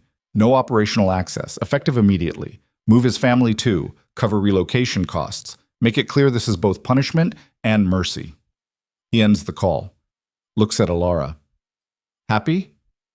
Not even close. But it's better than what you were probably planning. I was planning to kill him. You're right that it's better.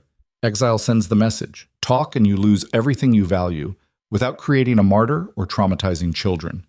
He starts the car. You're learning to think strategically. Good. You'll need that skill. They drive away from the Carter house.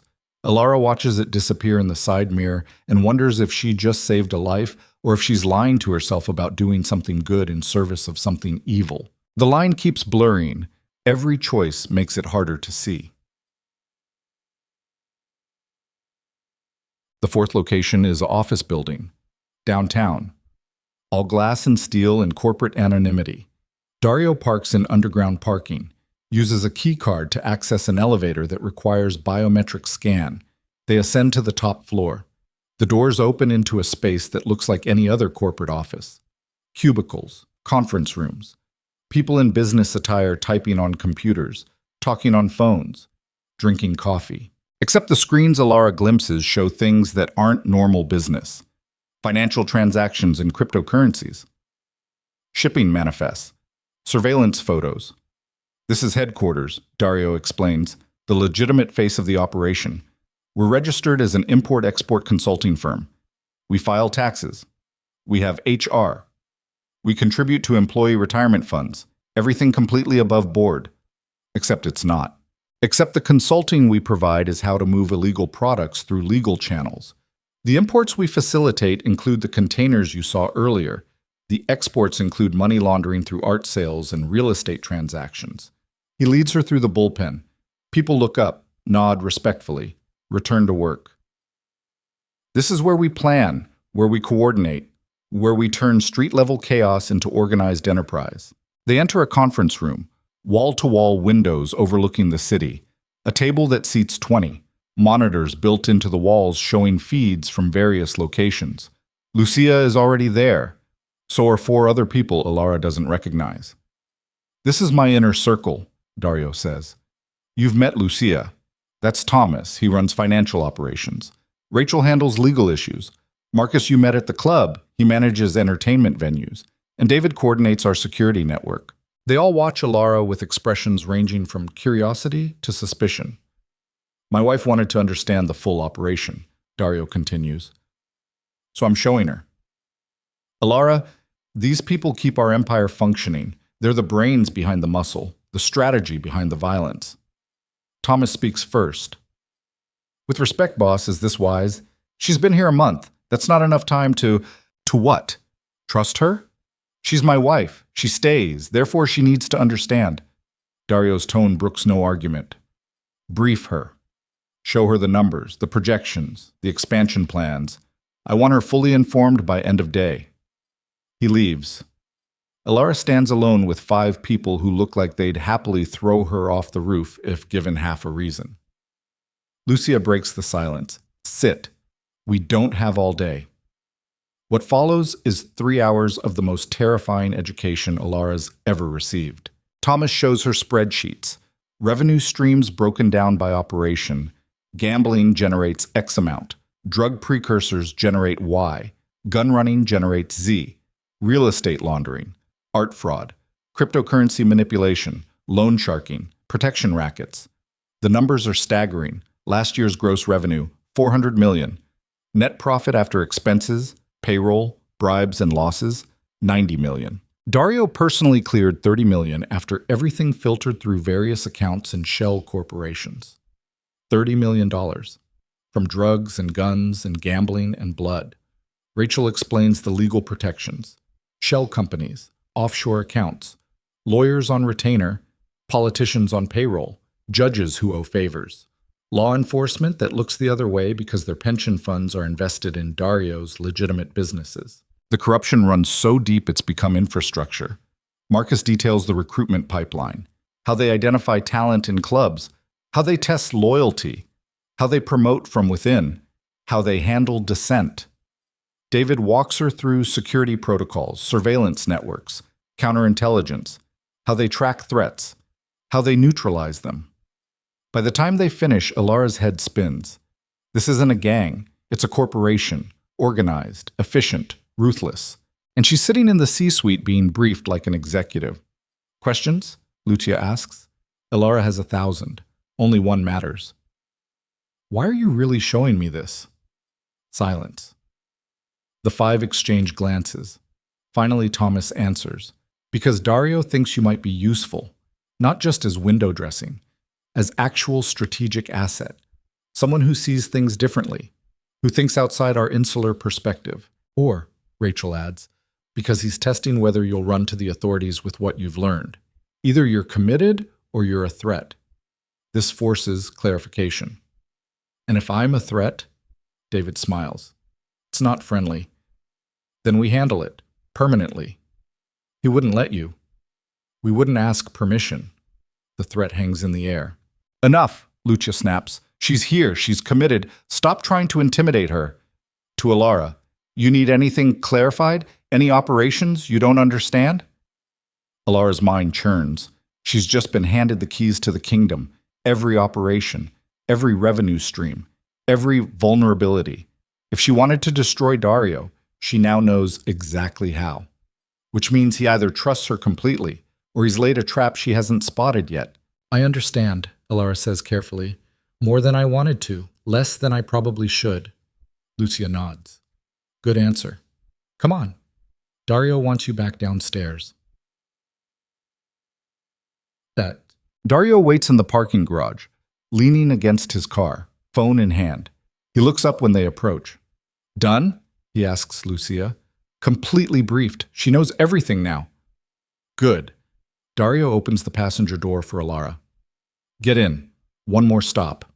Elara's exhausted. Mentally, emotionally. She's absorbed more horror in 6 hours than most people encounter in a lifetime. But she gets in the car. They drive in silence for 20 minutes. Out of downtown, into older neighborhoods, then to a part of the city Elara's never seen, abandoned factories, empty lots, streets where even sunlight seems dirty.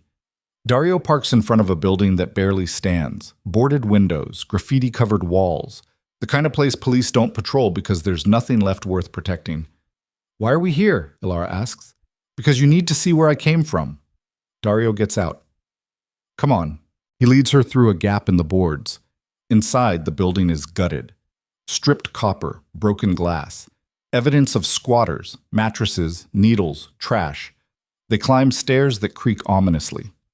Second floor. Third. Fourth. Daario stops at a door hanging crooked on its hinges, pushes it open. The apartment beyond is frozen in decay, furniture rotting, wallpaper peeling, but underneath the decay, evidence of life. A kitchen, a living room, bedrooms. I grew up here, Daario says quietly. My father, my mother, Lucia. This was home until I was 14.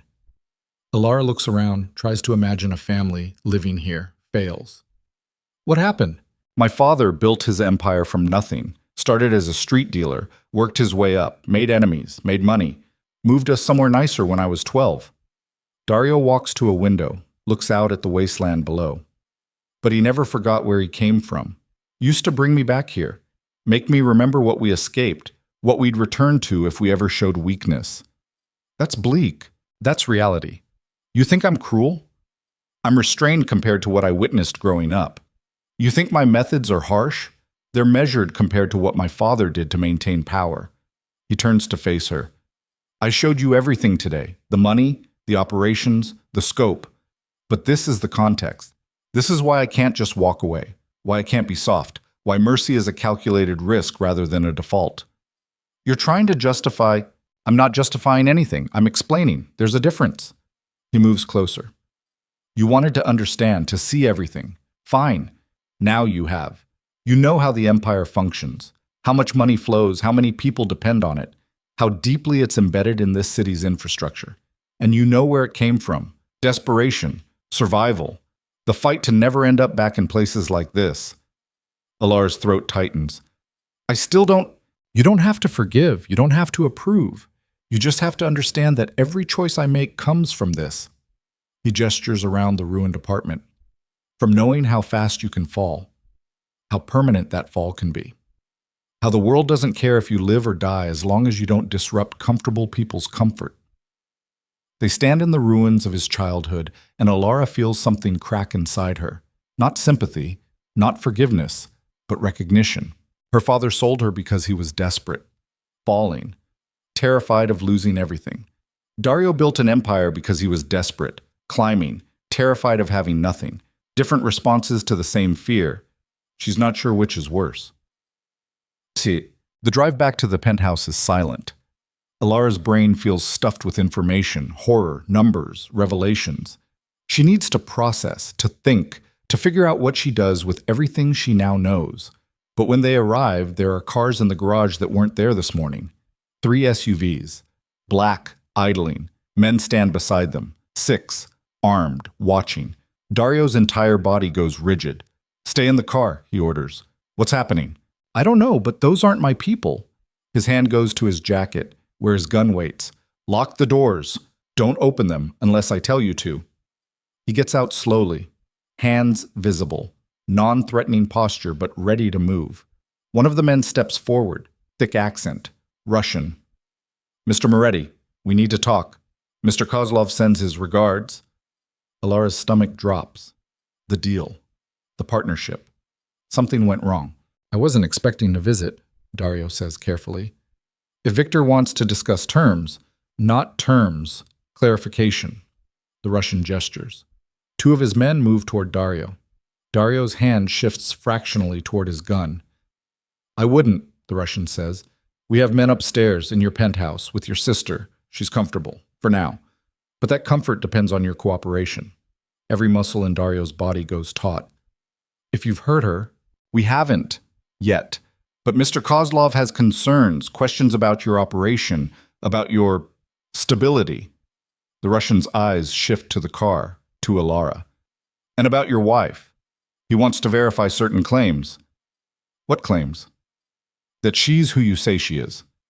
That your marriage is real. That you're not playing games with his trust. The Russian pulls out a phone, shows Daario something on the screen. From inside the car, Elara can't see what it is. But she sees Dario's face change, sees color drain, sees something that might be fear flicker across features that never show fear. Where did you get that? Dario's voice is deadly quiet. Does it matter?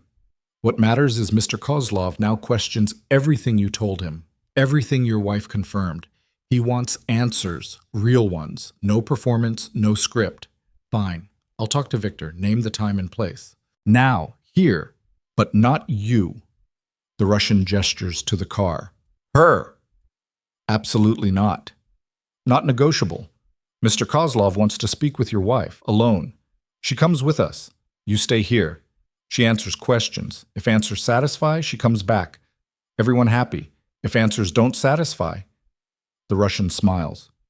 Well, Mr. Coslov has many ways to express dissatisfaction. Dario's hand moves toward his gun again. 4 weapons immediately point at him. Don't be stupid, the Russian says. We have your sister. We have 6 men to your 1. You draw, we shoot, she dies, you die. Wife still comes with us anyway. Everyone loses. Be smart. Let her come. She answers questions. Probably everything fine. Probably she comes home tonight. Probably. The word hangs like a noose. Dario's eyes find Elara through the car window. For the first time since she met him, she sees genuine fear there. Not for himself. For her. He lowers his hand, steps back. "Elara," he says through the glass. "Open the door." Her hand shakes so badly she can barely grip the handle. But she opens the door, steps out. The Russians surround her immediately. Not touching, not rough. Just present. Inescapable. "This is unnecessary," Daario says, voice strained. "Whatever Victor thinks he knows, then she'll clarify. Easy." The Russian nods to his men. They guide Elara toward one of the SUVs. "We'll be in touch, soon." "Elara!" Daario starts forward. 3 guns redirect toward him. He stops. Elara is pushed into the back of an SUV. 2 men bracket her. Doors close. Locks engage. Through the window, she sees Daario standing frozen, watching her disappear.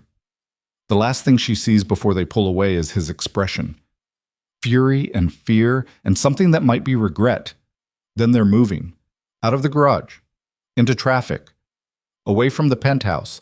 Away from the only safety she's known in this horrible new world. One of the Russians turns to look at her.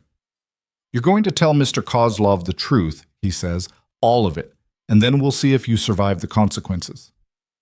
The SUV accelerates, and Elara realizes she's about to discover what happens when you become a liability instead of an asset. But they drive for 40 minutes, out of the city, into industrial wasteland, then to a compound surrounded by high walls and guards. The SUV stops inside a warehouse. The door opens. Rough hands pull Elara out. She stumbles, catches herself, forces her spine straight even though every instinct screams to curl into protective ball. They walk her through the warehouse, past shipping containers, past men cleaning guns, past evidence of operations that mirror Daario's empire. A door, a hallway, another door. The room beyond is sparse. Table, chairs, single light hanging overhead. And Victor Coslov. He sits at the table, Natasha beside him, both watching Elara with expressions carved from ice. "Sit," Victor commands. Elara sits. The chair is metal, cold, uncomfortable. Victor slides a photograph across the table. Elara's breath catches. The photo shows her. 3 months ago, before the wedding, before everything. She's laughing, standing beside a man, his arm around her shoulders, her hand on his chest. The man is not Daario. The man is James, her ex-boyfriend, the one she dated for 2 years before her father's debts exploded and destroyed everything. "This man," Victor says softly. "Who is he?" Elara's mind races. "A friend? Someone I knew before? A friend? Or a lover?" Victor taps the photo. "You look very comfortable with this friend." "We dated, briefly, years ago. It ended before I met Daario." "Liar." Natasha's voice cracks like a whip. "We investigated.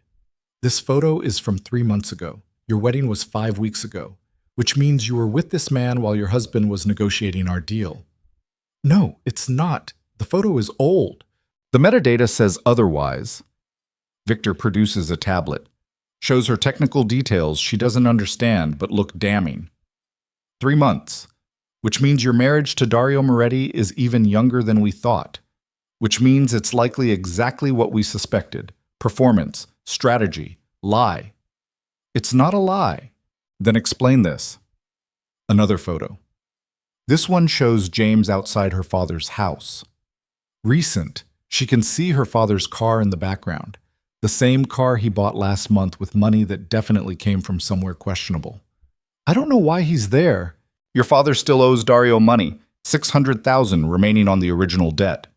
Victor leans forward. "If you're still seeing this man, if this marriage is fake, if Daario is unstable enough to marry someone who's actively deceiving him, then he's not someone we can trust with our networks." "I'm not deceiving him." "Prove it." Natasha stands, circles behind Elara's chair. "Call this man, right now. Tell him you want to see him. We'll record the conversation. If he believes you're available, if he thinks the marriage means nothing, then we know the truth." "I haven't spoken to James in months." "Then he'll be surprised to hear from you, excited even. Or Natasha leans close, breath hot against Elara's ear. Or he'll expect your call, because you've been in contact all along, because the marriage is cover, because Daario is desperate and sloppy and not someone we can partner with. Victor slides a phone across the table. Call him. Now. Elara stares at the phone. Her heart hammers so hard her vision pulses. This is a trap. Has to be. But what if James actually is at her father's house? What if he's been trying to contact her? What if he says something that confirms their suspicions? Or what if this is all fabricated? Photos doctored? Metadata forged? A test to see how she reacts under pressure? I won't, Elara says. Won't? Or can't? Victor's eyes narrow. Won't. Because this is manipulation. You're trying to create conflict where none exists. Daario and I... Her voice cracks. Our marriage is complicated, but it's real. And I'm not calling my ex-boyfriend to prove anything to you. Silence. Victor and Natasha exchange glances. Then Victor stands, walks to the door, opens it. Two men drag someone into the room. Elara's heart stops. It's Lucia, bruised, bloodied, hands bound, but alive, conscious, furious. You have 5 seconds, Victor says calmly, to make that call. Or I hurt Daario's sister in ways that leave permanent damage. Your choice. Lucia's eyes find Elara's. Don't! Lucia spits blood. Don't you fucking dare! One of the men hits her, hard enough to snap her head sideways. 4 seconds, Victor says. Elara's hand trembles toward the phone. I swear to God, Lucia starts. Another hit, this one to her ribs. Lucia makes a sound that's half scream, half gasp. 3 seconds. Elara picks up the phone. Her fingers shake so badly she can barely dial, but she knows the number, memorized it 2 years ago. Never forgot it despite trying. The phone rings, once, twice, 3 times. Then James's voice, familiar, warm, everything that feels like safety in a world gone mad. Hello? Elara opens her mouth. No words come. Hello? Who is this? Victor leans close to the phone, listening. James? Elara whispers. It's me. Silence on the other end. Then, Elara? Oh my God! Elara, are you okay? I've been trying to reach you for weeks. The room spins. He's been trying to reach her, which means the photos might be real. Which means... Your father said you got married, James continues, voice tight with emotion. Some businessman said you were happy. But I can't believe you just disappear without... I had to, Elara interrupts. Aware of Victor listening, of Natasha watching, of Lucia bleeding in the corner. It was complicated, family stuff. I couldn't... Are you in trouble? Where are you? I can come get you. No, I'm fine. I wanted to hear your voice, to know you're okay. I'm not okay. I miss you. Every day. I don't understand what happened. We were talking about moving in together, and then suddenly your father says you're engaged and I can't reach you, and James's voice cracks. Just tell me you're happy. That's all I need. Just tell me you chose this. The question hangs in the air. Victor's eyes bore into hers. Lucia glares at her with something between fury and pleading. And Elara understands the trap fully now. If she tells James she's happy, Victor won't believe her because James clearly still loves her. If she tells James the truth, Victor has proof the marriage is fake. Either way, she condemns Daario, condemns herself, condemns everyone. I have to go, she whispers. Wait, Elara. She ends the call, slides the phone back across the table. Victor picks it up, replays the recording, listens with expression carved from stone. When it finishes, he looks at Elara. Your husband, Victor says slowly, is either a fool or a liar. Either he married a woman who's still in love with someone else, which makes him stupid, or he married you knowing this was fake, which makes him deceptive. Either way, he's not someone we can trust. The deal is off, Natasha announces. We don't partner with unstable operations. No, wait, Elara stands. You don't understand. We understand perfectly. Victor gestures to his men. Take them both. Daario gets a message. His wife and his sister. He has 24 hours to explain why we shouldn't kill them both and declare war. and why we should believe any explanation he provides. The men grab Elara, grab Lucia, drag them from the room, down different hallways. Elara screams Lucia's name, hears Lucia screaming hers. Then a door slams and there's only silence. Elara is thrown into a small room, concrete floor, single cot, bucket in the corner, one light recessed into ceiling behind protective grate. A cell. She's in a cell. The door locks with mechanical finality, and Elara collapses against the wall, sliding down until she's sitting on cold concrete and understands fully what she's done. She destroyed the Coslov deal, put Lucia in danger, gave Victor ammunition to use against Daario, became exactly what David warned about, a liability. And tomorrow Daario will have to choose. Save her and lose everything, or sacrifice her and survive.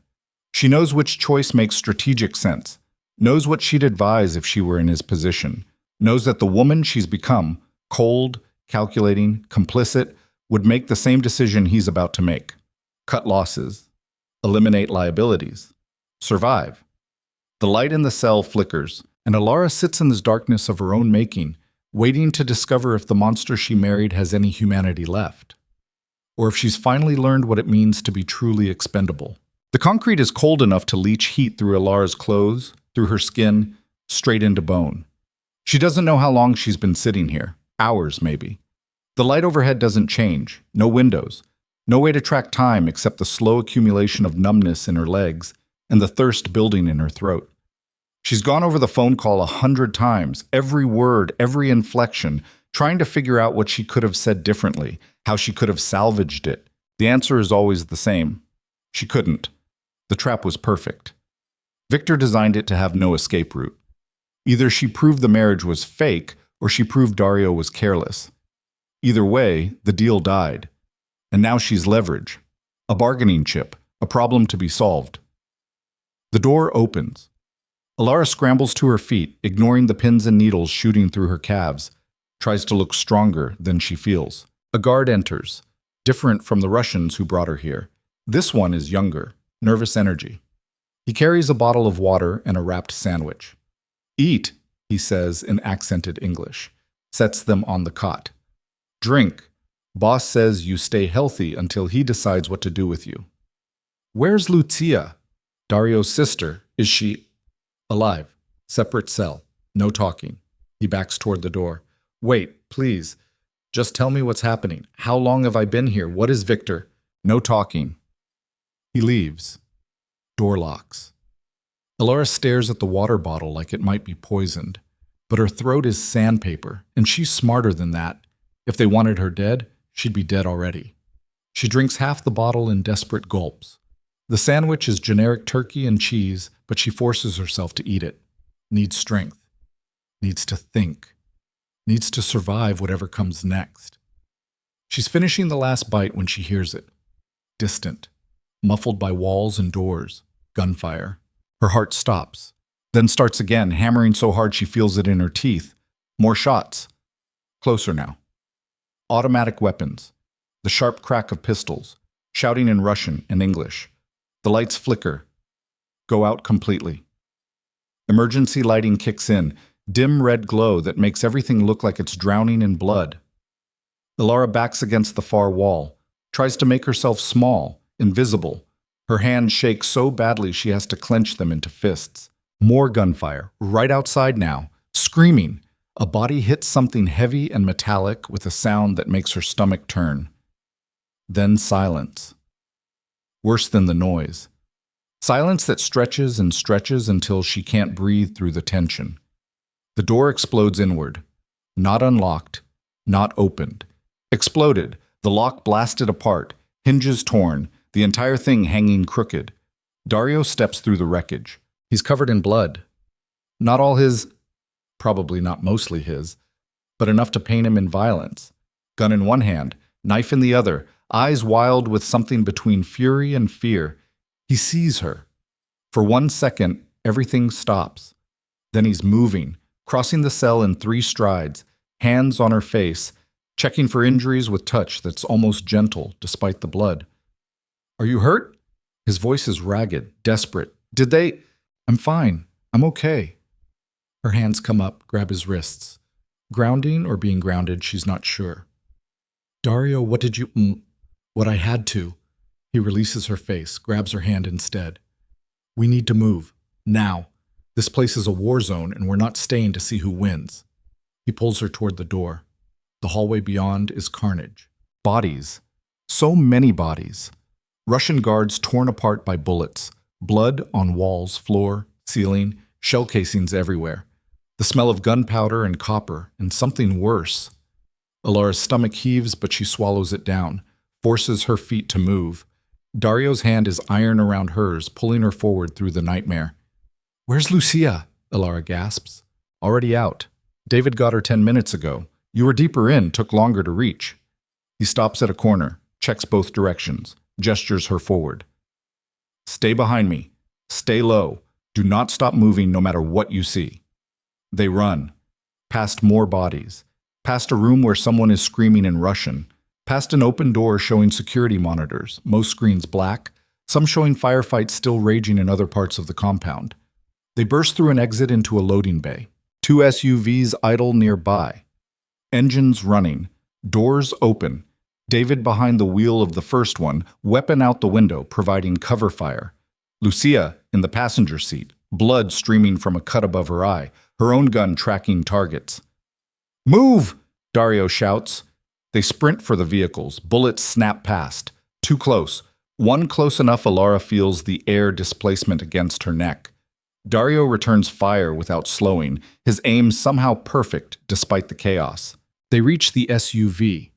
Daario literally throws Elara into the back seat, follows her in, slams the door. Go! He roars. David accelerates before the door fully closes. Tires scream. The SUV fishtails, finds traction, rockets toward the exit. Behind them, the compound erupts. Not metaphorically, actually erupts. Explosions chain through buildings, planted charges detonating in sequence. Fireballs punch through roofs, walls collapse. The entire structure begins eating itself in flame and destruction. Jesus Christ, Lucia breathes, watching through the back window. You really burned it all. They took my sister. They took my wife. Daario's voice is flat, empty. The tone of someone past rage into something colder. I burned their entire operation to ash. Every warehouse, every safe house, every asset within 50 miles. Victor wants war. He gets scorched earth. The second SUV follows close behind. Elara glimpses faces through the windows. Men from Daario's inner circle. Thomas. Marcus. Others she recognizes from the briefing. They drive hard for 20 minutes, fast enough that traffic laws become suggestions. Daario makes calls on his phone, snapping orders in Italian and English, coordinating something, mobilizing.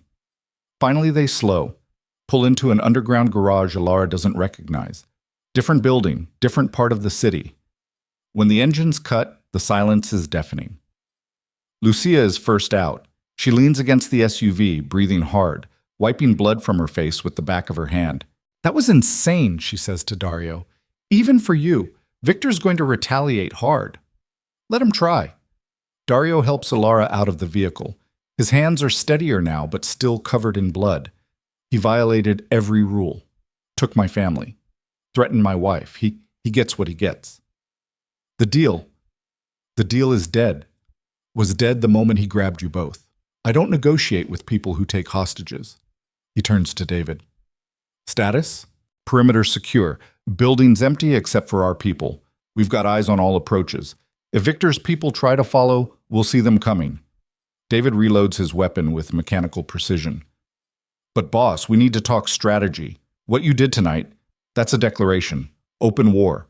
We need to be ready for everything they can throw at us. I am ready. Let them come. Daario.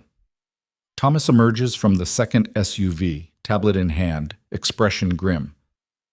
We need to discuss the financial implications. The warehouses you destroyed, 3 of them were ours. The operations we sabotaged to frame Victor, those cost us directly. We're looking at losses in the millions just from tonight's action. Money can be replaced. Not easily, and not while fighting a war on multiple fronts. Russo's going to see this chaos and make moves. The other families will see weakness. We might have saved Lucia and Elara, but we've destabilized everything. Thomas's voice drops. We need to think strategically here. Figure out if we can still salvage something from this disaster. The disaster, Daario says with dangerous quiet, is that Victor thought he could touch what's mine and walk away. The rest is just consequences. He walks toward an elevator. Everyone follows. The building is corporate. Offices, probably. Commandeered for this emergency. They ride up in silence thick enough to choke on. The top floor has been converted into a command center. Computers, monitors, maps of the city with marked locations, a war room. Lucia drops into a chair. Someone hands her a first aid kit. She starts cleaning her wounds with the casual efficiency of someone who's done this before. Elara stands near the window, hugging herself, trying to process the last hour. The cell, the explosion, the bodies. Daario covered in blood, pulling her through hell to safety. He saved her, destroyed his own operations to save her, burned bridges with powerful allies to save her. Why? Elara. She turns. Daario stands close enough to touch, but doesn't. Just watches her with eyes that have gone flat again. Dangerous calm after the storm. Tell me exactly what happened, he says. Every word, every detail. I need to know what Victor thinks he knows. So she tells him. The photos, the accusations, the phone call. James's voice saying he missed her. Victor's conclusions about the marriage being fake. With every sentence, Daario's expression hardens. When she finishes, silence. Then Daario turns to Thomas. The photos. Can they be real? Possible. We didn't do deep surveillance on her past relationships. Seemed unnecessary at the time. Thomas pulls up files on his tablet. James Morrison. Dated Elara for 2 years. Breakup coincided with her father's debt spiral. No contact since according to our initial background check, but if he's been trying to reach her, we wouldn't know unless we were actively monitoring. Daario's jaw clenches. Find him. I want to know where he is, who he's been talking to, if someone's using him to undermine us. On it. Thomas starts typing. Lucia looks up from bandaging her arm. You think this was set up? Someone fed Victor those photos deliberately? I think it's too convenient, too perfectly timed. Victor was ready to sign the deal. Then suddenly he has proof the marriage is fake? Someone wanted that deal dead. Daario starts pacing, predator in a cage. Question is who benefits from me and Victor being at war? Russo. David doesn't hesitate. He's been losing territory. A war between you and the Russians? He scoops up the pieces while you're both bleeding. Or the Italians from New York, Marcus suggests. They've wanted into this territory for years. 2 major operations destroying each other opens the door. Or it's simpler than that. Lucia's voice cuts through the speculation. Maybe James really has been trying to contact Elara. Maybe he really did go to her father's house. Maybe her father, desperate and stupid as he is, said something he shouldn't have. And maybe someone was listening. All eyes turn to Elara. My father wouldn't, she starts. Your father sold you to clear his debts, Lucia interrupts. You think loyalty is his strong suit? The words hit like a slap. Because Lucia's right. Her father is weak, desperate. Exactly the kind of person who'd talk too much to the wrong people if he thought it might help him. Find the father too, Daario orders. Bring him here, carefully. I want to know what he's been saying and to who. Daario, no, please! Elara steps forward. He doesn't know anything useful. He's a liability. Has been from the start. Daario finally looks at her. Really looks. You almost died tonight because Victor questioned your loyalty. Because he had evidence suggesting our marriage is performance. I need to know where that evidence came from and whether it's going to keep coming. So you're going to interrogate my father? I'm going to ask him questions. What happens after that depends on his answers. You can't. I can. I will. He's part of this whether you like it or not. Daario moves closer, lowers his voice so only she can hear. I just burned half my empire to get you out of that cell. Killed 24 men. Made an enemy of one of the most dangerous organizations on the East Coast. I did that because you're my wife and nobody touches what's mine. But don't mistake that for unconditional protection. If your father is leaking information that puts us at risk, he gets dealt with. That's not negotiable. Elara's hands curl into fists. Then I want to be there. When you question him, I want to hear his answers. No. Yes. He's my father. I deserve to know if he betrayed me. You deserve to be kept safe. That means staying here while I clean up this mess. I'm not staying anywhere. Elara's voice rises. You showed me everything, remember? The operations, the money, the truth. You said I was part of this now, so treat me like a partner instead of a prisoner. Silence falls across the room. Everyone watches, waiting to see how Daario responds to being challenged. His eyes narrow. You want to be a partner? Fine. But partners follow orders in combat situations, and right now we're in combat. So when I tell you to stay somewhere safe, you stay. Understood? Understood. As long as you understand that safe is relative, and I'm not hiding while you risk everything. Elara steps closer, drops her voice. You saved me tonight. Thank you, really. But I watched you walk through blood to reach me. I watched you burn your own assets. I watched you choose me over strategy. So don't tell me I don't get a say in what happens next. I'm in this, completely. And that means being part of the solutions, not just the problems. For a long moment, they stand nearly nose to nose. Battle of wills, test of boundaries. Then Daario's mouth quirks. Not quite a smile. Something harder. Fine. You want in? You're in, but you follow my lead. You do what I say when I say it, and if I tell you to run, you run. Deal? Deal. He turns back to the room.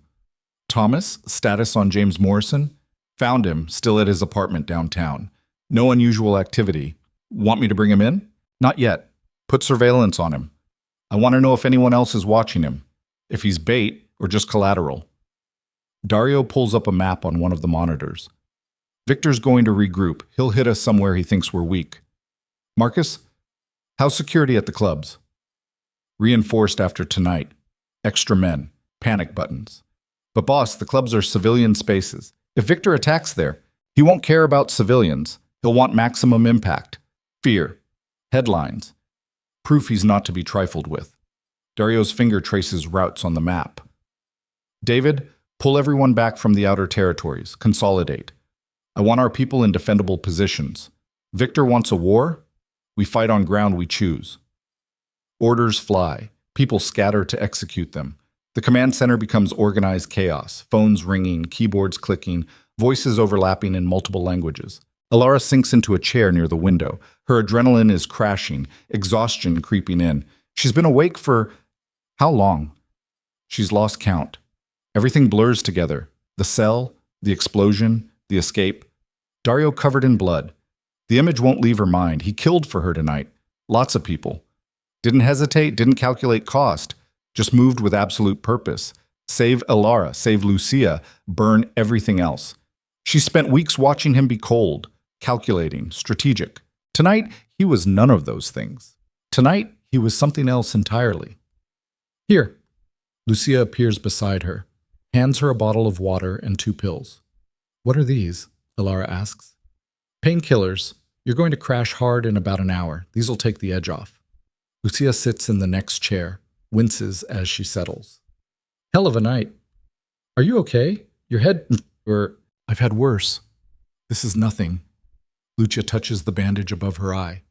They were amateurs, tried to scare me with threats, didn't understand who they were dealing with. I'm sorry. This is my fault. The phone call... Wasn't your fault. Was a trap. Victor's good at traps. Lucia looks at her. But you need to understand something. What Daario did tonight, that's not normal. Even for him. Even in our world. He went nuclear, broke alliances, sacrificed assets, started a war that's going to cost millions and probably dozens of lives. I know, I was there. No, you don't know. Not really. Lucia leans forward. Daario's first wife? The one who broke? He let her family get threatened once, let them think they were in danger to test her loyalty. She failed. He divorced her, moved on, didn't burn anything, didn't start wars, just cut losses and continued. Elara's chest tightens. What are you saying? I'm saying you're different, somehow. You got under his skin in a way nobody else has, and that's either going to save him or destroy him. Lucia stands. Just be worth it. Whatever happens next, be worth what he's sacrificing. She walks away before Elara can respond. The pills sit in Elara's palm. She dry swallows them, closes her eyes, tries not to think about being worth anything to anyone, tries not to think about Daario's hands on her face in that cell, tries not to think about what it means that he chose her over everything else. Fails on all counts. 2 hours later, they bring in her father. Elara watches through one-way glass as he's escorted into an interrogation room. He looks terrible, unshaven, red-eyed, shaking hands that can't quite settle. Daario enters the room alone. Her father sees him and flinches. "Mr. Voss." Dario's voice is polite, conversational, terrifying in its normalcy. "Thank you for coming. I didn't have a choice." Her father's voice cracks. "Your men said it was urgent, said Elara was in trouble. She was. She's safe now. But we need to discuss how she got into trouble in the first place." Daario sits across from him, folds his hands on the table. "You've had visitors recently. A young man, James Morrison. He came to your house." Her father pales. How did you? "I know everything that happens in this city. What I don't know is what you told him." "Nothing. I swear I told him Elara was married, that she was happy, that he should move on." "Did you mention me by name?" Hesitation. Fatal hesitation. "Answer the question," Daario says quietly. Yes. He asked who she married. I told him. Your name. Your business. I thought it would make him back off if he knew. If he knew she married someone dangerous, someone powerful, someone not to be crossed." Dario's tone doesn't change. "And did he back off?" "He got upset, started asking questions about how we met, about the wedding. I told him it was none of his business." "But you'd already said enough, given him enough to get curious, to ask around. And who was he asking, Mr. Voss? Who was listening to those questions?" "I don't know. I swear I don't know. Think harder. There was a man at the bar where James found me the second time. He was sitting nearby, drinking, not paying attention, I thought. But after James left, this man bought me a drink, started chatting, asked about my daughter, about her marriage. Describe him." Her father does. The description matches one of Victor's lieutenants. Through the glass, Elara's hands clench. Her father. Her stupid, desperate, careless father gave Victor exactly what he needed. Not intentionally, not maliciously, just through weakness and alcohol and loose lips. "Did this man give you anything?" Daario asks. "Money? Promises? Threats?" "No, nothing. He just talked, seemed friendly, sympathetic about my situation." "And you told him what?" "Everything." Her father's voice breaks. "I was drunk, lonely. He kept buying drinks, kept asking friendly questions, and I told him about the debt, about the wedding, about how I had to sell my daughter to a criminal to save my own skin. I'm not proud of it, but I was drowning, and he seemed like he understood." Daario stands abruptly. Her father flinches back. "You've been used," Daario says flatly, deliberately, professionally. "Someone wanted information about my marriage, and you handed it to them, wrapped in drunken confession. That information nearly got your daughter killed tonight. Did get my sister tortured. Did start a war that's going to consume this city for months. I didn't mean intent is irrelevant. Consequences are everything." Daario walks to the door, pauses. "Your debt is paid. Your daughter fulfilled the contract, but you're cut off. No contact with Elara. No contact with your other daughter. No presence in their lives. You leak information, accidentally or otherwise, and I can't trust you. People I can't trust disappear, permanently. Understood?" Her father nods frantically. Daario leaves. Through the glass, Elara watches her father collapse forward onto the table. Shoulders shaking, crying or hyperventilating, she can't tell. She feels nothing. Should feel something. Anger, pity, grief. Feels nothing at all. The woman who loved her father despite his weakness died somewhere in that cell. Or maybe in the escape. Or maybe weeks ago during the first execution she witnessed. Doesn't matter when. Just matters that she's gone. Daario appears beside her. "You heard?" "All of it." "I meant what I said. He's cut off. For his safety and yours." "I understand."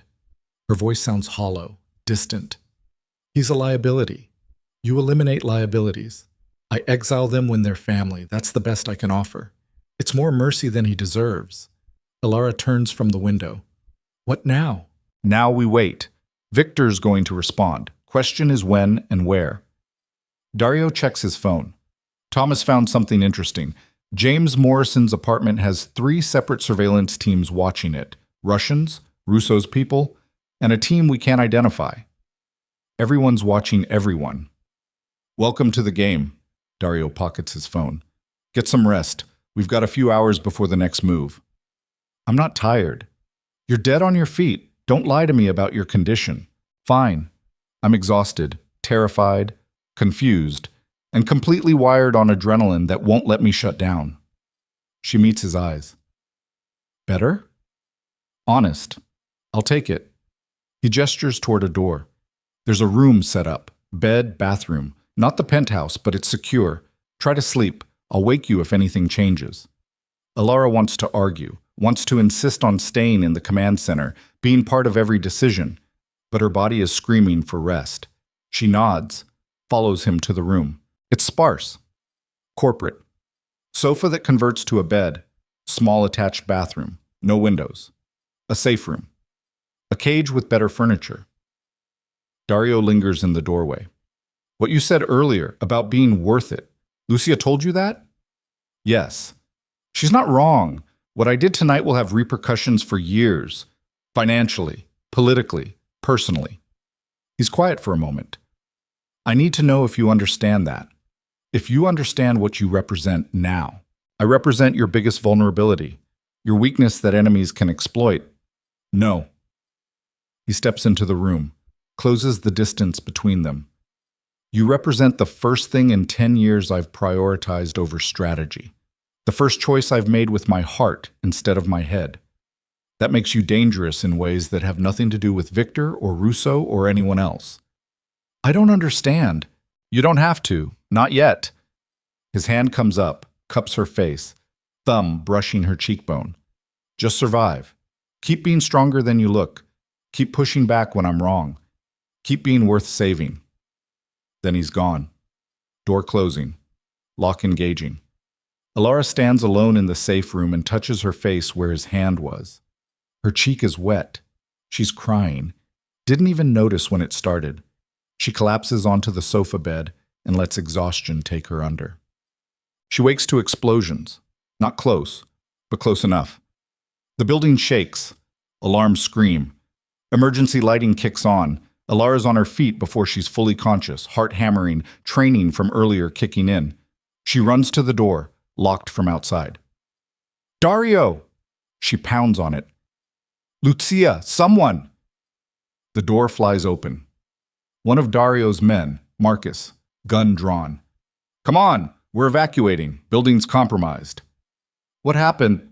Victor hit 3 of our locations simultaneously. This is one of them. Move. They run. The building is chaos. People shouting, smoke filtering through vents. The distant sound of more explosions, gunfire from somewhere below.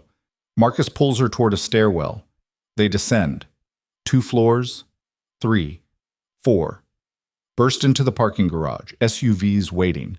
Engines running, people piling in. Elara sees Lucia in one vehicle, Thomas in another, David coordinating from the center. No Daario. Where is he? Elara grabs Marcus's arm. Where's Daario? Holding the line. Buying us time to evacuate. Bullshit. Take me to him, now. I have orders. I don't care about your orders. She yanks free. Which way? Marcus hesitates, then points. 3rd floor, east side, but it's a war zone up there. Elara runs before he can finish. Back into the stairwell. Up instead of down. Against traffic. People streaming past her, heading for safety. She's going toward the gunfire. 3rd floor, east side. She bursts through the stairwell door into a hallway that's been torn apart. Bullet holes in walls, bodies on the floor, shell casings everywhere. And at the far end, Daario. He's behind an overturned desk, gun in each hand, trading fire with enemies Elara can't see from her angle. His shoulders bleeding, his face is a mask of concentration and fury. Daario! She screams. He turns, sees her. His expression goes from focus to horror. Get out! He roars. What the fuck are you? The window behind him explodes. Not gunfire. Something bigger. A breaching charge. The blast throws Daario forward. He hits the ground hard.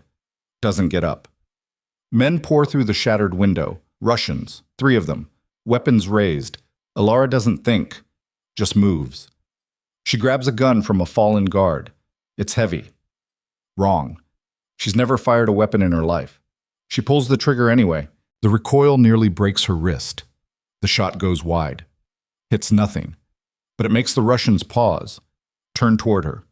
That second of distraction costs them. Daario rolls, fires from the ground.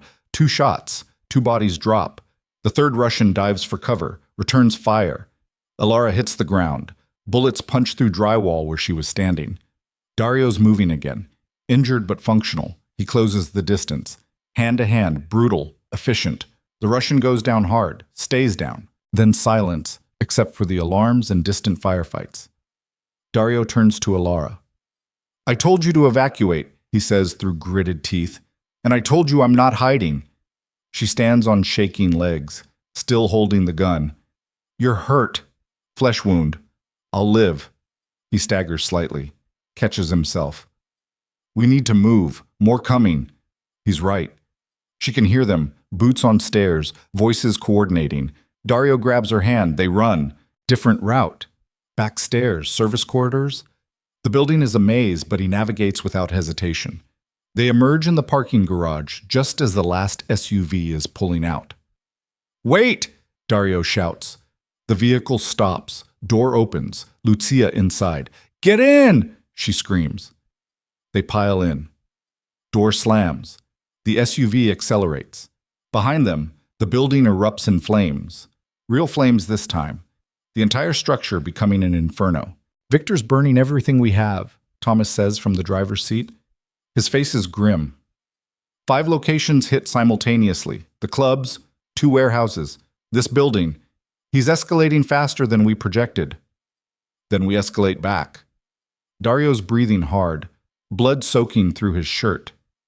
Where are we regrouping? The docks. It's the most defensible position we have left. Take us there. The drive is tense. Everyone checking phones, coordinating with teams across the city, assessing damage, counting casualties. The numbers are bad. 14 dead, another 20 injured, millions in property damage, operations disrupted, territory vulnerable, all in 3 hours. Elara sits pressed against the door, still clutching the gun she fired, watching Daario hold his bleeding shoulder and bark orders like the injury is irrelevant. He almost died. Would have died if she hadn't. The thought doesn't complete. She can't process what she did, can't think about pulling that trigger, about trying to kill someone, about how easy it was to make that choice when Daario's life was the alternative. They reach the docks as dawn breaks, gray light washing over industrial decay, shipping containers stacked like fortifications. Daario's people already there, 50, maybe 60 of them, armed, angry, ready. Daario gets out of the SUV, winces but doesn't show weakness otherwise. "Listen up," his voice cuts through the morning. "Victor Coslov wants a war. He's hitting us hard, trying to break us fast, make us fold, scatter, give up." He looks at each person. "That's not happening. We hold here, we fortify. We show him that you don't attack him already and walk away. You don't threaten my family and live to brag about it." Murmurs of agreement, weapons being checked. "Thomas, coordinate defenses. I want overlapping fields of fire. No blind spots. Marcus, get everyone fed. We're going to be here a while. Lucia, medical. Anyone injured gets treated now while we have time." Daario turns. "David?" He staggers, catches himself on a container. His shoulder is bleeding worse, the adrenaline wearing off, blood loss catching up. "Boss?" David starts forward. "I'm fine, just need—" Dario's knees buckle. Elara catches him before he hits the ground. He's heavier than he looks, solid muscle and dead weight.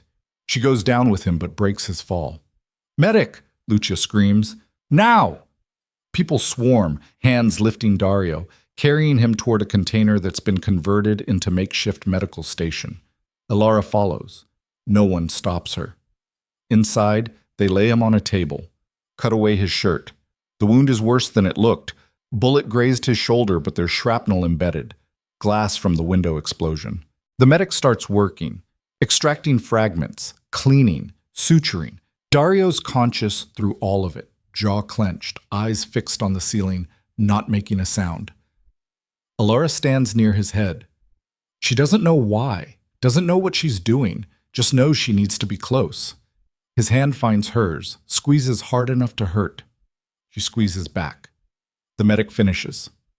Bandages, antibiotics, pain medication that Daario refuses. Need to stay sharp, he mutters. You need to rest, the medic argues. I'll rest when I'm dead. He tries to sit up, gets halfway before Elara pushes him back down. Don't be stupid, she says. You're no good to anyone if you pass out from blood loss in the middle of giving orders. I'm fine. You're bleeding through the bandages already. Shut up and let them help you. Silence. Everyone staring. Then Daario laughs, rough, pained, but genuine. You're getting bossy, he says. I learned from the best. She doesn't let go of his hand. Rest. 20 minutes. That's all I'm asking. Let your body catch up before you throw yourself back into the fire. He studies her. You came back for me. In the building. You should have evacuated. You came for me first. At Victor's compound. Figured I owed you. That's not how this works. That's exactly how it works. She leans closer. You want me to be a partner? Partners save each other. They don't leave each other behind. So shut up about me evacuating and accept that I'm here, for better or worse. Literally. His thumb brushes across her knuckles. For better or worse. Those are wedding vows. Yeah, they are. Their eyes lock. Outside, preparations continue. Weapons distributed, defenses reinforced, people preparing for the fight that's coming. Because it is coming. Victor won't stop until one of them is destroyed. And Daario just drew the line in the concrete of the docks and dared the Russians to cross it. Elara feels the weight of what's about to happen settling over everything like fallout. War. Real war. Not skirmishes. Not strategic hits. Total conflict until someone breaks. She should be terrified, should be looking for escape routes, should be anything except what she is, sitting beside Daario Moretti, holding his hand, preparing to fight beside the man who owns her because somewhere in the last month she stopped being his prisoner and became something else entirely. Something dangerous, something committed, something ready to pull triggers and make impossible choices and stand in the fire if that's what survival requires. Daario's eyes drift closed, exhaustion finally claiming him. Elara stays beside him, keeping watch. Through the container door, she can see the sun rising properly now, light spilling across the docks. Beautiful morning for the end of the world. She squeezes his hand once more. He squeezes back without opening his eyes. And somewhere in the city, Victor Coslov is planning his next move, the final move. The one that will determine who survives and who becomes a cautionary tale whispered in back rooms for years to come. Elara takes a deep breath. She knows what's coming, knows what it will cost, knows there's no walking away from this. The woman she was died somewhere between the wedding and this moment. The woman she's becoming is about to be born in blood and fire, and God help anyone who stands in her way. The attack comes at noon. No warning, no posturing, just sudden, overwhelming violence. Victor brings everything, 30 vehicles, maybe 80 men, heavy weapons, coordinated assault from 3 directions simultaneously. The docks erupt into chaos. Elara is thrown to the ground by the first explosion. Her ears ring, dust and smoke everywhere, can't see, can't hear properly. Strong hands pull her up. Daario, awake, armed, moving. Stay with me, he shouts. They run toward cover, bullets chasing them, impacting containers with sounds like thunder. Daario's people return fire. Disciplined, organized, but outnumbered. It's a massacre in progress. And somewhere in the smoke and blood and screaming, Elara makes the choice that changes everything. She picks up a weapon, aims at the men trying to kill her family, and fires. The gun kicks in Elara's hands like something alive. She's firing blind through smoke, aiming at shapes moving through the chaos. Doesn't know if she's hitting anything. Doesn't care. The recoil bruises her palms, her wrists screaming protest, But she keeps pulling the trigger because stopping means dying. Daario fights beside her, not protecting her, fighting with her. They move in tandem without planning it, her covering angles he can't see, him dropping targets before they can line up shots on her position. A container to their left erupts in flames. The heat wave hits like a physical force, throwing them both sideways. Elara's shoulder slams into concrete. Stars explode across her vision. Move! Daario hauls her upright. Blood runs down his face from somewhere. His bandaged shoulder is soaked red. We can't hold this position. An explosion cuts him off. Closer this time. The shockwave rattles her teeth. Through the smoke, Elara sees Victor's men advancing. A wall of them. Professional. Coordinated. Sweeping through Daario's defenses like they're tissue paper. They're losing. She can see it in the body language of Daario's people. The retreat becoming rout. The defensive positions collapsing. Fall back! David's voice cuts through the chaos. Regroup at the warehouse. A burst of automatic fire silences him mid-sentence. His body jerks. Drops. Lucia screams his name, runs toward him despite the bullets. Gets maybe 3 steps before Daario tackles her, drags her behind cover. He's gone! Daario shouts in her face. He's gone, and you're alive and we need to move now! Lucia's expression is murder and grief twisted together, but she nods. They run. What's left of Daario's people retreat in scattered groups. Some make it, some don't. The Russians pursue without mercy, cutting down anyone too slow or too injured to keep pace. Elara's lungs burn. Her legs threaten to give out, but Dario's hand is iron around her wrist, pulling her forward, and she will not be the reason he dies, so she runs harder.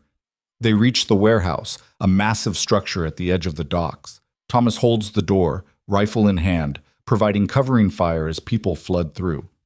Everyone in, he shouts. Move, move, move. Elara stumbles through the entrance. Daario and Lucia right behind her. Marcus carries a wounded man. Others drag injured teammates. Thomas slams the door, drops the bar. That'll hold maybe 5 minutes. Then we have 5 minutes. Dario's breathing hard, blood everywhere. Not all his. How many made it? Thomas does a quick count. 23. We started with 62 this morning. The number lands like a tombstone. 40 people. Gone. Dead or captured. Destroyed in one brutal assault. Ammunition? Daario asks. Running low. Maybe 2 magazines per person. Less for the wounded. Explosives? Some. Not enough to matter against those numbers. Dario's jaw clenches. He looks around the warehouse, searching for options, angles, anything that might shift the odds.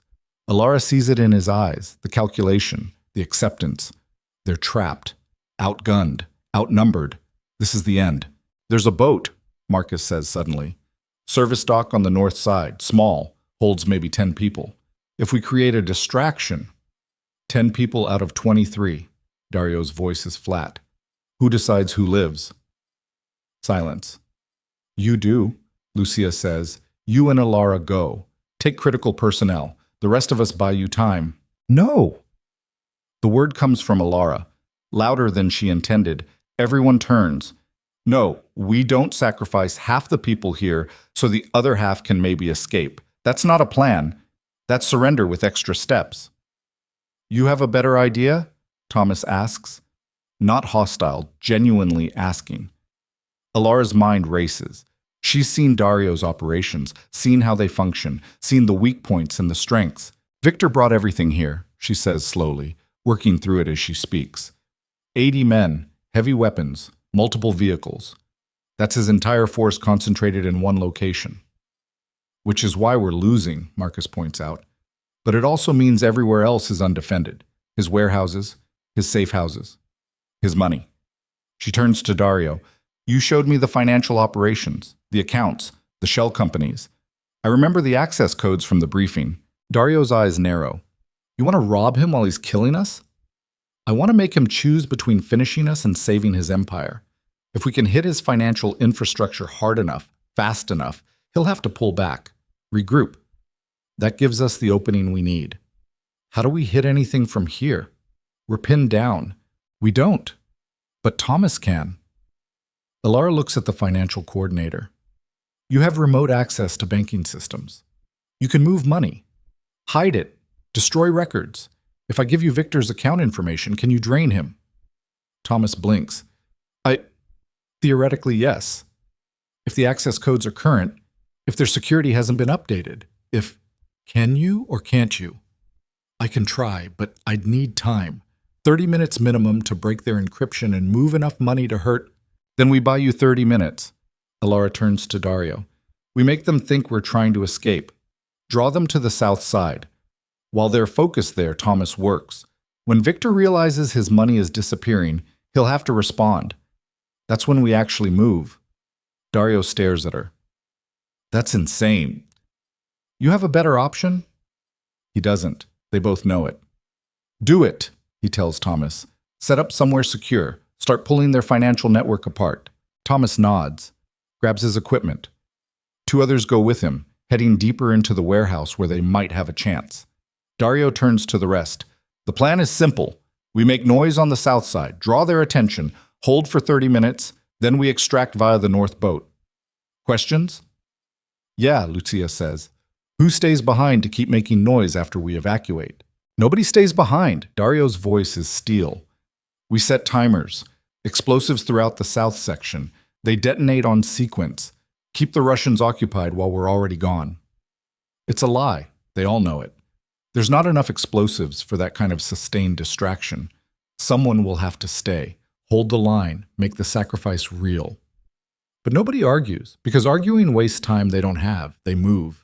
The warehouse becomes organized chaos. Explosives planted at key points. Weapons distributed. Wounded positioned where they can still fight. Everyone understands the math, the odds, the cost of the next 30 minutes. Elara finds herself checking her gun. The one she picked up in the firefight. She's down to 1 magazine, maybe 15 rounds. 15 bullets between her and whatever comes next. Hey! She looks up. Lucia stands there, blood on her face, grief in her eyes, but standing. David, Lucia says quietly, he would have liked you, would have respected what you just did, taking charge, thinking tactical instead of emotional. I'm sorry about David, about all of this. Don't apologize. We chose this life, all of us. We knew the risks. Lucia checks her own weapon. But you? You got dragged into this, sold like property, and now you're here planning operations and making life or death calls. She trails off. That's something. I don't feel like something. I feel like I'm drowning and pretending to swim. That's all survival ever is. Pretending until the pretending becomes real. Lucia grips her shoulder. If we make it out of this, you're family. Actually family. Not just by marriage. Understood? Elara nods. Can't speak around the tightness in her throat. Lucia moves on, checking on others, being the leader she was trained to be. Daario appears at Elara's elbow. South wall is ready. Victor's people are forming up for final assault. 2 minutes. Thomas? Working. Says he's made contact with their banking system, needs more time. Then we give it to him. She looks at Daario. Really looks. Blood and exhaustion and something else. Something that wasn't there 5 weeks ago when they stood at an altar with a gun between them. If this goes wrong, it won't. But if it does, I need you to know. The words stick. She forces them out. I choose this. Not the marriage, not the situation, but this moment, this fight, you. I choose you. His hand comes up, cups her face, thumb smearing blood across her cheekbone. I know, he says. I chose you too. The second I saw you in that cell. Maybe before that. Doesn't matter. What matters is we walk out of here together or not at all. That's dramatic. That's accurate. He leans forward, presses his forehead to hers. Stay alive, Elara. Whatever it takes. Stay alive. Then he's moving, shouting orders, getting people in position. The Russians hit the south wall like a tsunami. The firefight is apocalyptic. Bullets shred the air. Explosives turn cover into shrapnel. The warehouse groans under the assault, metal screaming, supports bending. Elara fires from behind a container, aims for center mass like Daario showed her in the 30 seconds he had to give instruction. Doesn't let herself think about the fact that she's trying to kill people. Just pulls the trigger. Watches shapes fall. Moves to new position when incoming fire gets too close. The Russians are professional. They advance in coordinated waves, use suppressing fire, flank methodically. But Daario's people are desperate, and desperate makes you dangerous. Lucia fights like something possessed. She's everywhere at once, covering gaps, dragging wounded, dropping targets with precision that speaks to years of training. Marcus holds the western approach. 3 men with him. They're a wall of lead. Nothing gets through until a grenade lands in their position. The explosion throws bodies. Marcus gets up. His men don't. He keeps fighting alone. Daario moves through it all like death incarnate. His shoulder must be screaming. Blood loss should have dropped him by now. But he keeps going, keeps shooting, keeps holding the line through sheer force of will. Elara's magazine runs dry. She drops behind cover, fumbles for the spare. Hand shaking so badly she almost drops it. A Russian appears over the barricade, gun aimed at her head. Time slows. She sees his finger tighten on the trigger, sees the moment before her death arrive with crystalline clarity. Then Daario's knife appears in the man's throat. The Russian drops. Daario vaults the barricade, retrieves his knife, doesn't even look at Elara. "Reload faster," he says. "They're pushing hard on the east flank." His phone buzzes. He pulls it out, reads something. His expression transforms. "Thomas got it," Daario breathes. "He's in their accounts, transferring everything. Victor's entire empire is bleeding money right now." As if on cue, the assault pauses. Not stops, just pauses. Hesitation rippling through the Russian ranks. Then shouting.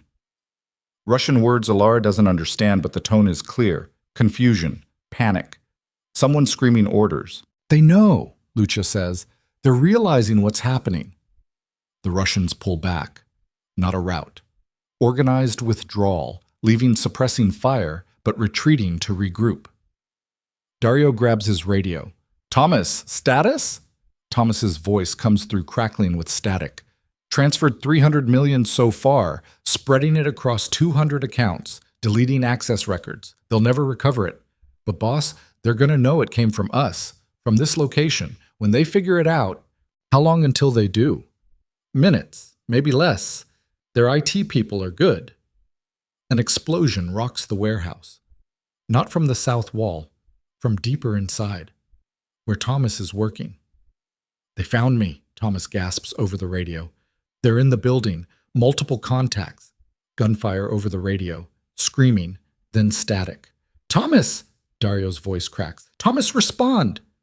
Nothing. Lucia's face drains of color. "They flanked us. While we were focused on the south wall, they sent a team around. They're inside." As if to confirm it, gunfire erupts from within the warehouse. Closer, coming from the direction of their only exit, the north dock, the boat, the escape route, cut off. Daario's expression goes cold.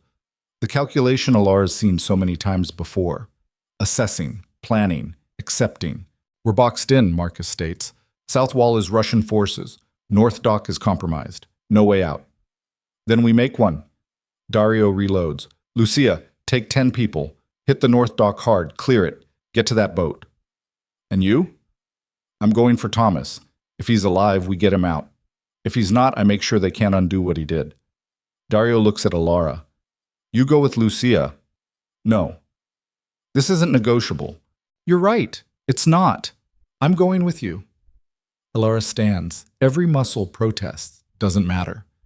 "You said together or not at all. I meant it." "Elara, we don't have time to argue. Every second we waste, more people die." She meets his eyes. "Lead. I'll follow. But I'm following you, not Lucia." For 1 second, Daario looks like he might argue. Then he nods. "Stay close. Do exactly what I say. If I tell you to run, you run. Deal?" "Deal." Lucia grabs them both. "You're both insane, but you're my insane people, so don't die." She kisses Daario's cheek, squeezes Elara's hand. "See you at the boat." Then she's moving, taking her team, heading north into the firefight. Daario and Elara go deeper into the warehouse, toward the sound of dying. They find Thomas in what used to be an office. He's on the floor. Multiple gunshot wounds. Laptop still open beside him. Screen showing banking transfers still processing. He's alive. Barely. "Boss!" he gasps when he sees Daario. Blood bubbles on his lips. Got it. Got all of it. 340 million. Gone. They'll never. Stop talking. Save your strength. Daario kneels beside him, tries to assess the wounds. Too many. Too severe. No point. Thomas coughs. More blood. Lung. Maybe both. I can feel it, drowning from inside. We can get you to a hospital. No time. No chance. Thomas's hand grabs Dario's shirt. You have to go. Russians are everywhere. Coming for you. For her. They know what we did. Victor's on his way personally. He's... Cough. Struggle for air. He's going to kill everyone. Burn it all. Make an example. Let him try. Daario, listen. Thomas's grip tightens with dying strength. The transfers. I routed them through your personal accounts. Made it look like you orchestrated everything. Which you did. But it means every penny is traceable to you. Victor wants his money back. He has to keep you alive. That's your leverage. That's your... His eyes go distant. The grip loosens. Thomas exhales one last time and doesn't inhale again. Daario closes his eyes. God damn it. Daario. Elara touches his shoulder. We have to move. He said Victor's coming. I heard. Daario stands, takes the laptop. If the money's in my accounts, we need to secure them. Make sure Victor can't just torture the access codes out of me and reverse everything. How? Delete my access, lock the accounts with encryption Thomas set up. Make it so only he could unlock them. Except he's dead. So the money is functionally frozen forever unless Victor's tech people can break military-grade encryption, which might take years. He starts typing. Elara watches the hallway, listening for approaching enemies. Footsteps. Multiple people. Moving with purpose. Daario. Almost done. 10 seconds. The Russians round the corner. 4 of them. Weapons raised. Elara fires first. Doesn't think. Doesn't hesitate. Just pulls the trigger until her magazine empties. 2 Russians drop. The others dive for cover. Daario finishes typing, slams the laptop closed, grabs Elara's arm. They run. Back through the warehouse, dodging between containers, bullets chasing them. The Russians right behind. They burst into the main floor just as Lucia's firefight at the North Dock reaches crescendo. Explosions. Sustained gunfire. Screaming. No way through that. No way back. No way out. Daario pulls Elara behind a container. We're pinned. North is blocked. South is blocked. They're closing the circle. The boat, probably compromised. Even if Lucia clears the dock, we can't reach it from here. Elara's mind races, trying to find the angle, the option, anything. Then she sees it. The crane, massive, used for moving containers, positioned near the edge of the dock. The arm extends out over the water. Can you operate that? She points. Daario follows her gaze. Theoretically, why? Because it's our exit. We climb the crane, get to the end of the arm. Jump. That's a 30-foot drop into water that might be 6 feet deep or might be 30. Could break every bone in our bodies, or it could save us. You have a better idea? He doesn't. They move. The crane is partially exposed. Crossing to it means 10 seconds in the open. 10 seconds where they're perfect targets. On 3, Daario says. 1, 2. Gunfire erupts from new direction. Russians pouring in from the east, dozens of them. And at their head, Victor Coslov himself. He sees Daario, sees Elara. His face transforms into pure rage. Moretti! Victor's voice carries over the chaos. You stole from me, destroyed my money, killed my men. There is nowhere you can run that I will not find you. Then stop talking and come get me, Daario shouts back. He grabs Elara's hand. They run for the crane. Bullets kick up concrete at their heels. Victor's men firing, missing, firing again. They reach the crane, start climbing. The ladder is slick with moisture. Elara's hands slip. Daario catches her, pushes her upward. Below, Russians swarm the base, start climbing after them. Elara climbs faster. Muscles screaming, lungs burning. Don't look down, don't think, just climb. They reach the operator's cabin. Daario smashes the window, pulls her inside. Can you drive? He asks while frantically working controls. No! Then hold them off. He's got the crane moving, the arm swinging out over the water, slow, too slow. Elara looks down. Russians halfway up the ladder, closing fast. She's out of ammunition, no weapon, nothing but the laptop. Thomas's laptop with all the financial data. She opens the cabin door, leans out, sees the lead Russian maybe 10 feet below. She throws the laptop. It hits him square in the face. He loses his grip, falls, takes the 2 men below him down with him. They hit the ground hard. Don't get up. But more keep climbing. The crane arm is almost in position, extended fully over the water, maybe 40 feet out from the dock. Jump, Daario shouts. What about you? Right behind you. Go.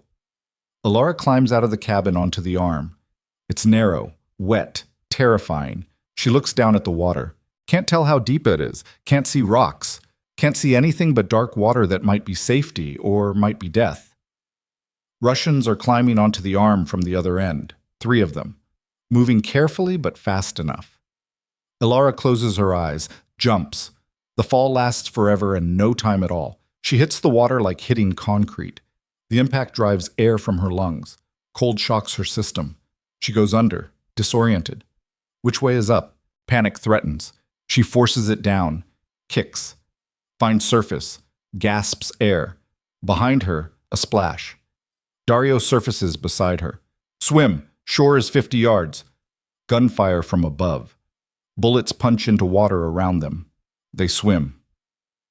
Elara's never been a strong swimmer. Her clothes weigh 1,000 pounds. Her arms feel like lead. But she swims. Because stopping means drowning or getting shot, and neither is acceptable. Daario stays beside her, matching her pace. When she falters, he's there, holding her up, keeping her moving. They reach the far shore, haul themselves onto rocky ground, collapse, gasping. Above them, on the docks, the firefight continues. Lucia's team fighting Russians. Explosions. Chaos. We have to help them, Elara gasps. We can't. Daario's breathing hard. We're unarmed, soaked, exhausted. We go back, we die. So we just leave them? We trust Lucia to do what she does best. Survive. He pulls Elara to her feet. Come on. We're not safe here. They stumble inland, away from the docks, away from the battle, through industrial wasteland that all looks the same. Elara's legs give out after maybe a quarter mile. She goes down hard. Can't get up. Everything hurts. Everything's too heavy. I can't, she whispers. I can't keep going. Yes, you can. Daario kneels beside her. You're Elara Moretti. You negotiated with Victor Coslov. You saved 7 traitors. You came back for me in a burning building. You just orchestrated the theft of $300 million and jumped off a crane into open water. You can walk another quarter mile. Moretti, she repeats. You called me Moretti. That's your name now, whether you want it or not. He helps her stand. Come on, just a little further, then we rest. They walk, 1 step, another, each one harder than the last. Elara's vision tunnels, her hearing goes distant. She's operating on autopilot. 1 foot in front of the other because Daario says to. Because stopping means dying, because she's not ready to die yet. Not after everything. Finally, Daario stops. Here. They've reached an abandoned building. Partial roof, 3 walls, better than nothing. They collapse inside. Hidden from view, safe for the moment. Elara's shivering uncontrollably. Adrenaline crash mixing with cold, wet clothes. Her teeth chatter. Daario strips off his jacket, wraps it around her shoulders. It's soaked too, but it's something. How bad? She asks through chattering teeth.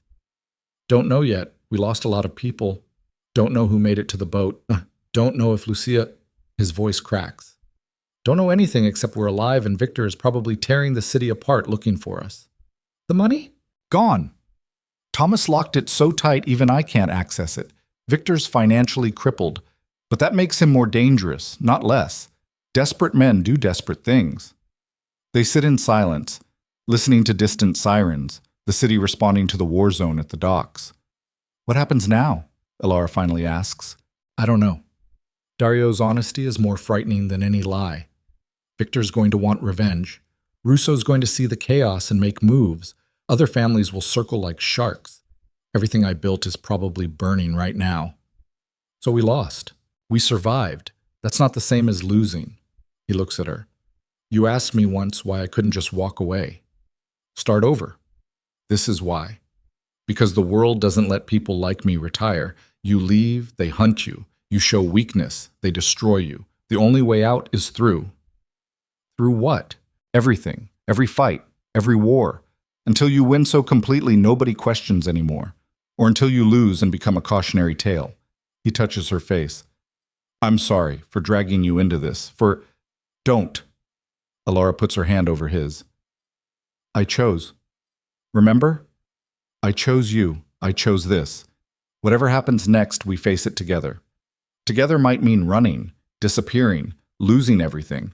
I already lost everything the day my father sold me. Whatever I have now, I built from ashes. I can do it again. They sit in the ruins of an abandoned building wearing soaked clothes and carrying enough trauma to drown in, and something passes between them that's been building since a gunshot at an altar 5 weeks ago. Not love. Not yet. But something that could become love if they survive long enough. Understanding. Partnership. The recognition that they're both broken things that somehow fit together. My phone survived, Daario says after a while. Pulls it out. Waterlogged, but functional. I have one contact left who might help. Owes me a favor. Big enough to risk pissing off Victor. Who? Someone from my father's era. Retired. Powerful enough that Victor can't touch him. If I call in his debt, he might broker a truce, or at least a temporary ceasefire long enough for us to regroup. What's it cost? Everything I have left. The territories, the operations. Basically surrender everything except our lives. Elara considers this. Do it. You don't know what you're saying. I know exactly what I'm saying. Money can be remade. Territory can be retaken. Lives can't. If we're dead, none of the rest matters. So we surrender what we have to. We survive. And then we rebuild. Daario searches her face. You really mean that? I really do. He makes the call. The conversation is brief, terse. Coordinates exchanged, promises made. When he hangs up, his expression is unreadable. It's done. Neutral meeting in 6 hours. Me, Victor, and the mediator. Terms negotiated. If we're lucky, we walk away with our lives. And if we're not lucky, then at least we go down fighting. Holt. The meeting happens in a place that feels like the end of the world. An old factory on the city outskirts. Abandoned for decades. Rust and decay and broken dreams made manifest. Daario and Elara arrive first. He's armed. She's not. They agreed she'd be the non-combatant. The civilian presence that might make Victor hesitate before starting another firefight. Victor arrives 20 minutes later. He brings 10 men, all armed, all looking hungry for violence. The mediator is last. An old man who moves with the careful dignity of someone who's survived 6 decades in this world by being too valuable to kill. His name is Salvatore. He knew Daario's father, knows where all the bodies are buried. They meet in the center of the factory floor, 4 people, enough weapons to start another war, enough history to fuel it. Salvatore speaks first. Gentlemen and lady, we are here because the alternative is mutual destruction. Victor, you've lost most of your financial infrastructure. Daario, you've lost most of your operational capacity. You can continue fighting until you're both corpses, or you can negotiate. He stole from me, Victor snarls. $300 million. My life's work. I want it back. Can't give it back, Daario says flatly. The accounts are locked. The man who encrypted them is dead. The money might as well not exist. Then you die. Slowly. Painfully. You and everyone you've ever cared about, which accomplishes what? You'll still be broke. I'll still be dead. And Salvatore will carve up what's left of both our territories. Daario's voice is cold, rational. Or we make a deal. You get enough to rebuild. I get to keep breathing. Everyone loses less than they would in continued war. Victor's face is purple with rage. You expect me to negotiate with the man who destroyed me?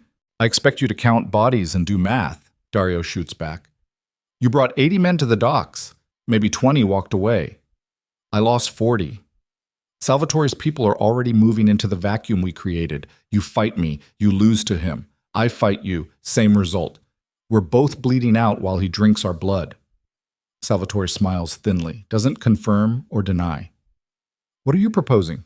Victor asks through clenched teeth. You get my territories, all of them, free and clear. The clubs, the warehouses, the distribution networks. Everything I control becomes yours. In exchange, you let me and mine walk away. No retaliation, no hunting us, clean break. That's not enough. It's more than you'd get otherwise. Because right now you have nothing. No money, no complete operational capacity, half your men dead. Taking my territories gives you infrastructure to rebuild, gives you income streams to replace what Thomas destroyed. Daario leans forward. And it saves face. You don't lose to me. You absorb my empire as the price for my betrayal. You look strong. I look defeated. Everyone wins. Silence. Victor's jaw works. He wants to refuse, wants to watch Daario die. But he's a businessman first. And the business makes sense. What about her? Victor points to Elara. Your wife. The one who lied to my face. Leaves with me. Non-negotiable. She humiliated my wife, made fools of us both. She was terrified and trying to survive, same as anyone would be. Daario's hand moves to his weapon. And she's mine. You don't touch what's mine. You have no leverage to make demands. I have the leverage of mutually assured destruction. You push, I push back. We both end up dead and Salvatore wins. Or you take the deal, get my territories, rebuild your empire, and I disappear so thoroughly you'll forget I existed. Victor looks at Salvatore. You support this agreement? I support anything that stops the bleeding. This war has destabilized the entire city. My businesses suffer when chaos reigns. So yes, I support Daario's proposal, with one addition. What addition? Daario asks carefully. You don't just walk away. You leave the city, permanently. I don't care where you go, but you don't operate here ever again. This becomes Victor's territory exclusively. Understood? Elara's heart sinks. Leave the city, leave everything, her family, Mara, her entire life, gone. But Daario doesn't hesitate. Understood. We leave. Tonight. You'll never see us again. Then we have agreement, Salvatore says. Victor gets territories. Daario gets his life. The city gets peace.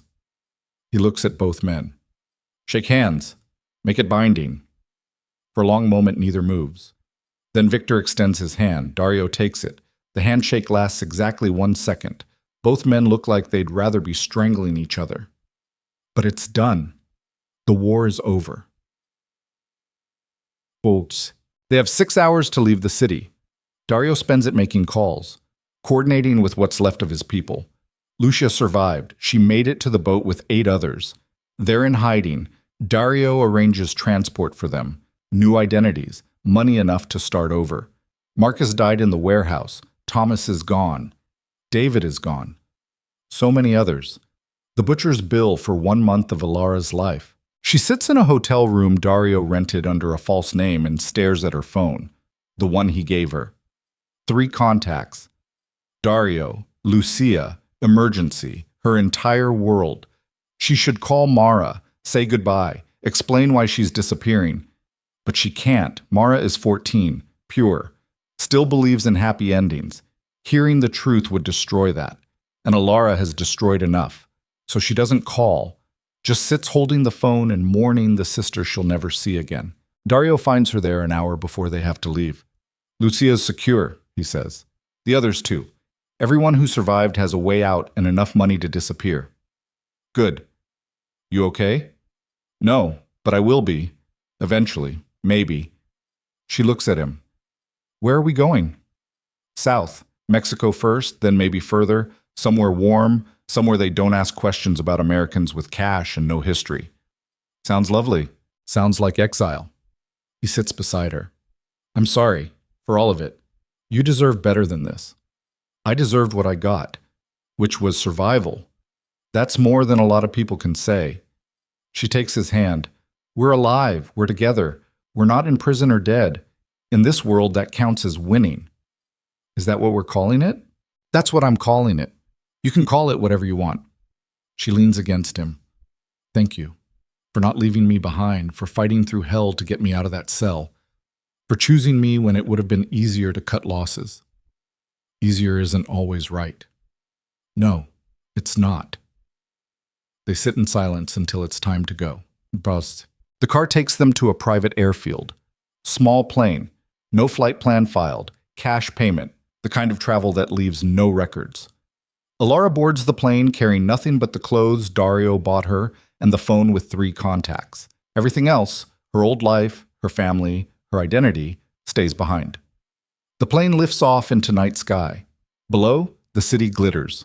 Millions of lights, each one a life, a story, a person who doesn't know or care about the war that just ended. Elara watches it shrink into the distance and feels something she can't quite name. Not quite grief, not quite relief. Acceptance, maybe. She turned to look at Daario. He's staring out his window at nothing, lost in thoughts she can't read. Hey, she says softly. He turns. We're going to be okay, she tells him. I don't know how, I don't know when, but we're going to rebuild, start over, make something better than what we lost. You sound certain. I am certain, because we survived the impossible. Everything else is just details. She takes his hand, laces their fingers together. I choose you. I chose you in that warehouse. I chose you jumping off that crane. I choose you now, so whatever comes next, we face it together. Daario's thumb strokes across her knuckles. Together, for better or worse. For better or worse, she agrees. Literally. He leans in, kisses her. It's their first real kiss. Not performance for witnesses. Not strategy. Just 2 people who've been through hell acknowledging something that's been building since the beginning. When they part, Elara sees something in his eyes she's never seen before. Hope. Actual hope. Where do we start? She asks. With new names, new identities. Then we find somewhere quiet. Somewhere we can breathe, figure out who we are when we're not fighting for survival every second. And after that, he considers, we build something real. Not an empire, not a criminal network, just a life. With each other, see where it goes. Elara nods. I can do that. Yeah? Yeah. The plane flies south through darkness toward morning. Below, the world sleeps, unaware, uncaring. 2 people leave everything behind and disappear into the night like smoke. A month ago, Elara Voss stood beneath lights that felt like prison bars. Became a bride to a monster, lost everything she thought she was. Tonight, she's someone else entirely. Elara Moretti, criminal's wife, war survivor, woman who looked into the abyss and didn't blink. The cathedral lights are gone. The prison bars are gone. What remains is harder, colder, more dangerous, but also free. Actually free. For the first time in her life, Elara makes her own choices, charts her own course, becomes the author of her own story instead of a character in someone else's tragedy. It cost everything. It was worth it. She closes her eyes, Daario's hand warm in hers, the plane carrying them toward whatever comes next, and in the darkness behind her eyelids she smiles, because the woman who stepped into that war zone wearing silk survived, became steel, became unbreakable, became exactly who she needed to be. And that's enough. For now. For always. The end.